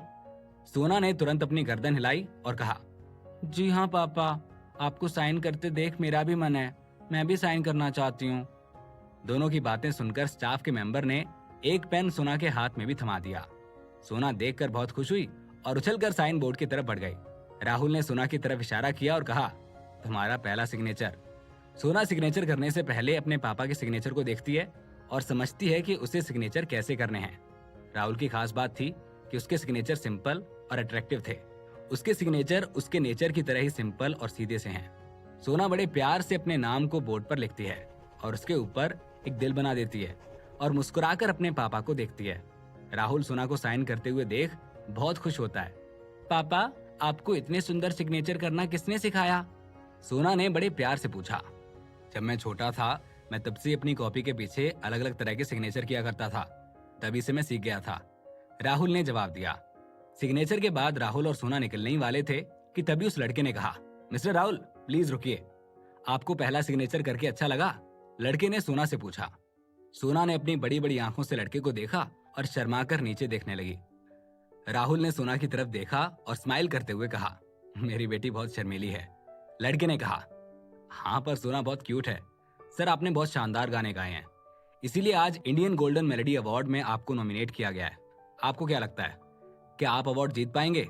राहुल ने अपना सिर हिलाया और कहा, अच्छा होगा अगर मैं अवार्ड जीता तो, पर अगर ये अवार्ड मुझे नहीं मिला तो भी मैं निराश नहीं होऊंगा। मैं सालों साल कड़ी मेहनत करूंगा और आगे बढ़ता रहूंगा। ये काफी अच्छी सोच है। Indian golden melody award ceremony में एक खास बात यह है कि आप चाहे अवार्ड प्रेजेंटर हो या अवार्ड विनर हो, आपको एक गाना गाना ही पड़ता है। तो आज आप कौन सा गाना गाएंगे? लड़के ने कहा। राहुल ने स्माइल करते हुए कहा, ये एक सीक्रेट है, पर मैं इतना बता सकता हूँ कि जो गाना मैं आज रात गाने जा रहा हूँ वो मेरा नया गाना होगा। ओह, ये काफी मिस्टीरियस जवाब था। चलो हम वेट करेंगे कि आज आप कौन सा गाना गाएंगे, लड़के ने कहा। राहुल मुस्कुराया और सोना को लेकर अंदर चला गया। आज का वेन्यू कल्चरल प्रोग्राम और अवार्ड सेरेमनी के लिए बेस्ट जगह है। इसमें 20,000 से ज्यादा सीट्स हैं। हालांकि फैंस के लिए ये कम पड़ जाती है। इस सब के बाद भी फैंस इतने क्रेजी हैं कि वो घंटों पीछे खड़े रहते हैं अगर उन्हें सीट ना भी मिले तो। राहुल और सोना की सीट स्टेज के सामने थी, जो कि स्टेज के बहुत पास थी। हालांकि ये ओपन हॉल है, पर बारिश की वजह से ऐसे कवर किया गया था ताकि मेहमानों को बारिश आने पर भी तकलीफ ना हो। गेस्ट चेयर पर कम ही लोग बैठे थे। लोग इधर उधर बातें कर रहे थे। जैसे उन्होंने देखा कि राहुल वहां आ चुका है तो सभी सिंगर्स, जो कि खुद भी जाने पहचाने हैं, राहुल के पास आने लगे और एक एक करके उससे मिलने लगे। कुमार, अरमान, कोकिला, अरबाज और भी बहुत सारे सिंगर्स वहां पर आए थे। वो भी राहुल को देखकर उससे मिलने चले गए। अचानक राहुल के पास भीड़ बढ़ गई। बहुत सारे लोग ग्रुप बनाकर हर जगह बातें कर रहे थे। आज के अवार्ड्स में कौन जीतने वाला है इसके बारे में आपस में सब चर्चाएं करने लगे। कुछ लोगों का मानना था कि आज का बेस्ट म्यूजिक का अवार्ड राहुल को मिलेगा। कुछ प्रोफेशनल्स म्यूजिशियंस भी थे। उन्हें पता था कि राहुल काफी इंपॉर्टेंट अवार्ड जीतने वाला है। राहुल ने इन सबसे अच्छे रिलेशन बना रखे हैं, इसीलिए हर कोई राहुल के लिए खुश था। शाम के 7 बज चुके हैं। गेस्ट सीट पूरी तरह से भर चुकी है और फैंस अपने हाथ में टिकट लिए वेन्यू के बाहर वेट कर रहे हैं। सिक्योरिटी उन्हें अंदर लाने की तैयारी कर रही है। फैंस में खुसर पुसर चालू थी। वाओ, मैंने पहले इतने सारे स्टार्स एक साथ कभी नहीं देखे। क्या तुमने देखा, अक्षय इस उम्र में आने के बाद भी कितने हैंडसम लग रहे हैं। हमारी सीट्स कितनी पीछे हैं। हमारी सीट गेस्ट सीट के पास होनी चाहिए थी। हम कम से कम उन्हें पास से देख तो पाते। ऑडियंस को लाइन से अंदर लिया गया। देखते ही देखते हॉल में शोर बढ़ने लगा। अपने आइडल को देखकर लोगों में एक्साइटमेंट थी और वो खुशी से चिल्लाने लगे। इस वक्त मीडिया के कैमरे भी फैंस की तरफ घूम गए। लोग कैमरे में देखकर और चिल्लाने लगे। आज की सेरेमनी का टेलीकास्ट बहुत सारे चैनल्स पर लाइव आने वाला था। उसके साथ साथ उसे रिकॉर्ड भी किया जा रहा था, जिसे एडिट करके कुछ टाइम बाद टीवी पर टेलीकास्ट किया जाएगा। यह हॉल इतना बड़ा होने के बाद भी छोटा लग रहा था। ढेर सारी ऑडियंस को सीट नहीं मिली। वो एक बैरियर के पीछे से खड़े होकर देख रहे थे। वेन्यू काफी बड़ा था। इसमें परफॉर्मेंस के लिए एक बड़ा स्टेज, सेलिब्रिटी गेस्ट के लिए सोफे, ऑडियंस के बैठने के लिए सीटें और उसके पीछे ऑडियंस के खड़े रहने के लिए जगह बनाई गई थी। चारों तरफ बड़ी बड़ी एलईडी स्क्रीन लगाई गई थी। बहुत अच्छे साउंड सिस्टम थे। स्टेज पर बहुत बड़ी स्क्रीन थी जिसमें दूर खड़े लोग भी अच्छे से ही देख सकते हैं। लगभग 20,000 लोगों से हॉल पूरा भर चुका है। राहुल और जो सारे लोग आपस में बात कर रहे थे वो भी आगे की लाइन में सेटल होने लगे। शाम के 8 बज गए थे। एक शानदार और तेज म्यूजिक बज उठा। हजारों लाइट्स जल उठी जो पूरे स्टेडियम में गोल घूमकर माहौल को और गर्म कर रही थीं। इंडियन गोल्डन मेलोडी अवार्ड आखिरकार शुरू हुआ। स्टेज पर लगी बड़ी स्क्रीन जगमगाने लगी और उस पर फेमस गानों की क्लिप्स चलने लगी। रॉक, पॉप, क्लासिकल सॉन्ग और फिर लास्ट में डांस के म्यूजिक बजने लगे। एक के बाद एक साल के सुपरहिट गाने चलने लगे। लोगों में माहौल और जोश भरता गया। सभी और एक्साइटेड हो गए। Welcome host. आवाज आते ही सबका ध्यान स्टेज पर चला गया। एक तेज आवाज ने होस्ट का वेलकम किया। तभी बैक स्टेज से 4 होस्ट धीरे धीरे स्टेज पर आए जो आज शाम लोगों को एंटरटेन करने वाले थे। 4 होस्ट में से 2 लड़के और 2 लड़कियां थीं। इन सभी ने बहुत अच्छे कपड़े पहने हुए थे। दोनों लड़कियों ने ब्लैक और रेड कलर की गाउन पहनी हुई थी जिसमें वो बेहद खूबसूरत लग रही थी। दोनों लड़कों ने ब्लैक एंड व्हाइट कोट पहने हुए थे। ये चारों बहुत फेमस होस्ट हैं। हेलो दोस्तों, अब गोल्डन मेलोडी अवार्ड शुरू होता है। फिर से म्यूजिक बजने लगता है और चारों होस्ट म्यूजिक के साथ साथ धीरे धीरे गाने लगते हैं।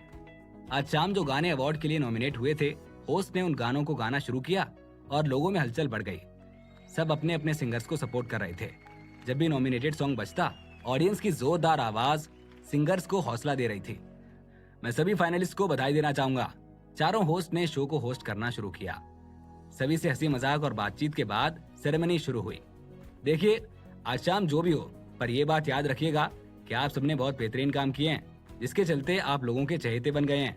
एक होस्ट ने सभी स्टार्स को अप्रिशिएट किया। होस्ट की बात खत्म होते ही तालियों की गड़गड़ाहट शुरू हो गई। सभी ने जमकर तालियां बजाईं। मीडिया वालों ने कैमरे को सेलिब्रिटीज पर घुमा दिया। ऑडियंस और भी जोश में थे। आज की सेरेमनी में सबसे ज्यादा सेलिब्रिटी शामिल थे। कुछ म्यूजिशियन तो आज भी काम कर रहे थे, फिर भी वो इस अवार्ड सेरेमनी में शामिल होने जरूर आए हैं। स्क्रीन पर कुछ रैंडम गेस्ट लिस्ट दिखाई गई जो कि आज के अवार्ड फंक्शन में शामिल हुए थे। उन गानों को दिखाया गया जो आज के पहले अवार्ड के लिए नॉमिनेटेड हैं। एक होस्ट लड़की स्टेज के एज पर आती है और आज के नॉमिनेटेड सॉन्ग के बारे में डिटेल में बताती है। दूसरा लड़का अनाउंस करता है, इस अवार्ड को देने के लिए मैं मिस्टर रमन प्रसन्ना को स्टेज पर बुलाना चाहूंगा। बहुत तेज म्यूजिक के साथ मिस्टर रमन प्रसन्ना स्टेज पर आए। उनके हाथ में एक माइक्रोफोन था। ऐसा लग रहा था कि जैसे वो गाना गाने वाले हैं। रमन प्रसन्ना ने अपनी सॉफ्ट सी आवाज में सभी गानों की कुछ पंक्तियां गाईं। गाना गाने के बाद रमन प्रसन्ना ने माइक्रोफोन होस्ट को दिया और स्माइल करते हुए कहा, मैं रमन हूं। उनके इतना कहते ही तालियां बजनी शुरू हो गई थी। रमन प्रसन्ना ने इस तरह के ढेर सारे अवार्ड जीते हुए हैं। स्क्रीन पर 6 गाने दिखाए गए जो कि 4 सिंगर्स के थे। ये 6 गाने वो थे जो कि नॉमिनेट हुए हैं। जैसे जैसे स्क्रीन पर नॉमिनेशन दिखाए जा रहे थे, ऑडियंस की बेकरारी बढ़ती जा रही थी। रमन प्रसन्ना ने लिफाफा खोला और नाम पढ़ते हुए कहा, देखते हैं कि आज इस पर किसका नाम है। मुझे ये नाम पढ़कर कोई हैरानी नहीं है। हॉल में बैठे सभी लोगों की धड़कन जोरों से बढ़ गई। ये अवार्ड जाता है। क्या ये अवार्ड राहुल को मिलने वाला है? क्या आज रात राहुल कोई भी अवार्ड जीत पाएगा? इस कहानी में आगे क्या होगा, जानने के लिए सुनते रहिए सुपरस्टार पापा, सिर्फ पॉकेट एफएम पर। रमन प्रसन्ना ने अपने हाथ में रखे एनवेलप को खोला, उस पर लिखे नाम को पढ़ा और स्माइल करते हुए कहा, मुझे बिल्कुल भी हैरानी नहीं है कि ये अवार्ड इस इंसान ने जीता है। आखिरकार वो है ही इतना टैलेंटेड। आज का पहला अवार्ड जिसके हिस्से जा रहा है, उनका नाम है राहुल। राहुल का नाम सुनते ही सोना जोर से उछल पड़ी। हॉल में जोर जोर से तालियां बजने लगी। सारे लोग शोर करने लगे। सब राहुल को बधाई देने लगे। सब फैंस राहुल राहुल चिल्लाने लगे। वहां पर राहुल के सिर्फ 3000 फैंस थे, बाकी दूसरे सेलिब्रिटीज के फैंस थे। लेकिन फिर भी वो राहुल को बधाई देने से खुद को रोक नहीं पा रहे थे। देखो, राहुल ने ये फर्स्ट अवार्ड जीता है। हाँ, तुम सही कह रहे हो, ये राहुल का पहला अवार्ड है, लेकिन उसके और भी कामों को शॉर्टलिस्ट किया गया है और मुझे पूरा भरोसा है कि राहुल को और भी अवार्ड मिलेंगे। राहुल के फैंस पागल हो चुके थे। वो जोर जोर से राहुल का नाम चिल्ला रहे थे और अपने हाथ में लिए राहुल के नेम की शीट्स को हिला रहे थे। वो इधर उधर झुककर राहुल को देखने की कोशिश कर रहे थे। बधाई हो राहुल। राहुल जल्दी आओ और अपना award low. Thank you. Rahul उठा और अपने अगल बगल के अपने दोस्तों को गले लगाया और फिर दौड़कर स्टेज पर गया। स्टेज पर जाते ही उसने मिस्टर रमन के पैर छुए और फिर उनको गले लगाया। रमन प्रसन्ना ने होस्ट के हाथों से ट्रॉफी को लेते हुए राहुल को सौंप दिया और कहा, बधाई हो राहुल। राहुल ने स्माइल करते हुए कहा, थैंक यू मिस्टर रमन। अब मैं स्टेज को तुम्हें सौंप कर जाता हूँ, चलो हम बाद में मिलते हैं। मिस्टर रमन राहुल की पीठ को थपथपाते हुए स्टेज से बाहर निकल गए। नमस्ते सभी को। राहुल ने ऐसी सिचुएशन को अपने पिछले जन्म में न जाने कितनी बार जिया होगा, इसीलिए बाकी सेलिब्रिटी के मुकाबले राहुल थोड़ा कम परेशान था। सबसे पहले तो मैं इस ऑर्गेनाइजिंग कमेटी को थैंक यू कहना चाहूंगा कि उन्होंने मुझे इस काबिल समझा, और फिर मैं अपने उन फैंस को शुक्रिया कहना चाहूंगा जो हमेशा मेरा सपोर्ट करते आए हैं। और साथ ही साथ मैं आप लोगों से वादा करता हूँ कि अब मैं और मेहनत और लगन से काम करूंगा ताकि मुझे और भी अवार्ड्स मिल सके। जैसे ही राहुल ने बोलना बंद किया, तालियों की गूंज सुनाई देने लगी। बड़ी बड़ी मीडिया कंपनी और वेबसाइट कंपनी के जो लाइव ब्रॉडकास्ट कैमरा थे वो राहुल के ऊपर फोकस हैं। राहुल ने स्माइल करते हुए सबकी ओर अपना हाथ हिलाया। बाकी विनर्स के एक्साइटमेंट के मुकाबले राहुल बहुत ज्यादा शांत था, इसीलिए वो वहां मौजूद सभी ऑडियंस से आंखें मिला पा रहा था। राहुल के इस नेचर के कारण सभी लोग बहुत ज्यादा प्रभावित हैं।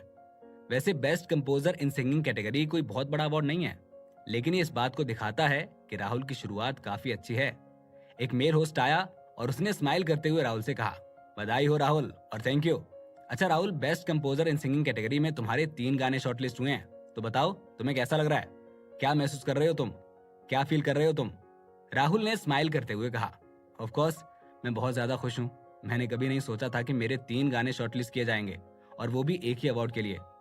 होस्ट ने स्माइल करते हुए कहा, मैं आपको बता दूं कि आगे भी किसी एक ही अवार्ड के लिए आपके बहुत सारे गाने शॉर्टलिस्ट होने वाले हैं। अगर ऐसा हुआ तो आप हैरान मत होना।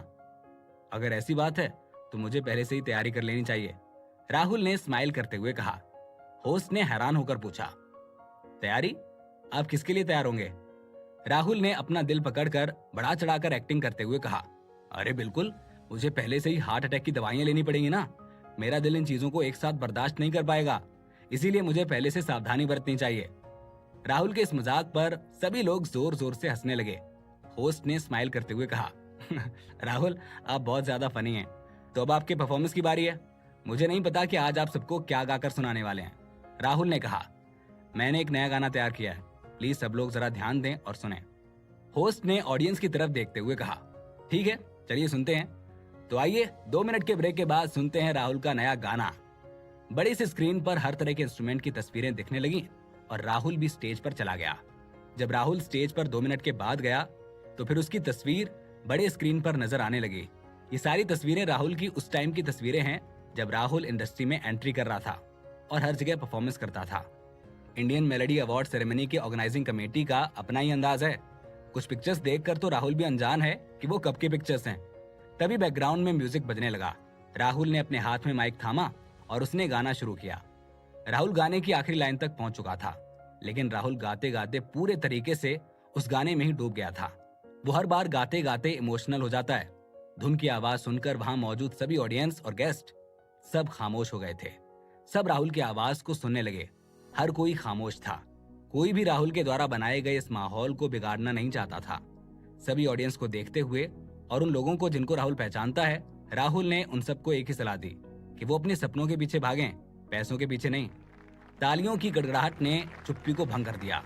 राहुल ने गाना गाने के बाद अपने एक्साइटमेंट को थोड़ा कंट्रोल किया और फिर मुस्कुराते हुए सभी को नमस्कार किया। थैंक यू, सभी को थैंक्स। राहुल सबको धन्यवाद कर रहा था, उन सभी लोगों को जिसने उसको सुना था, और वो उन सबको भी धन्यवाद कह रहा था जिसने उसके साथ गाना गाया था। उसी वक्त राहुल ने अपनी किस्मत को भी धन्यवाद कहा कि किस्मत ने उसे दूसरा मौका दिया जीने का और फिर से स्टेज पर गाना गाने का। राहुल चलो दूसरा गाना गाते हैं।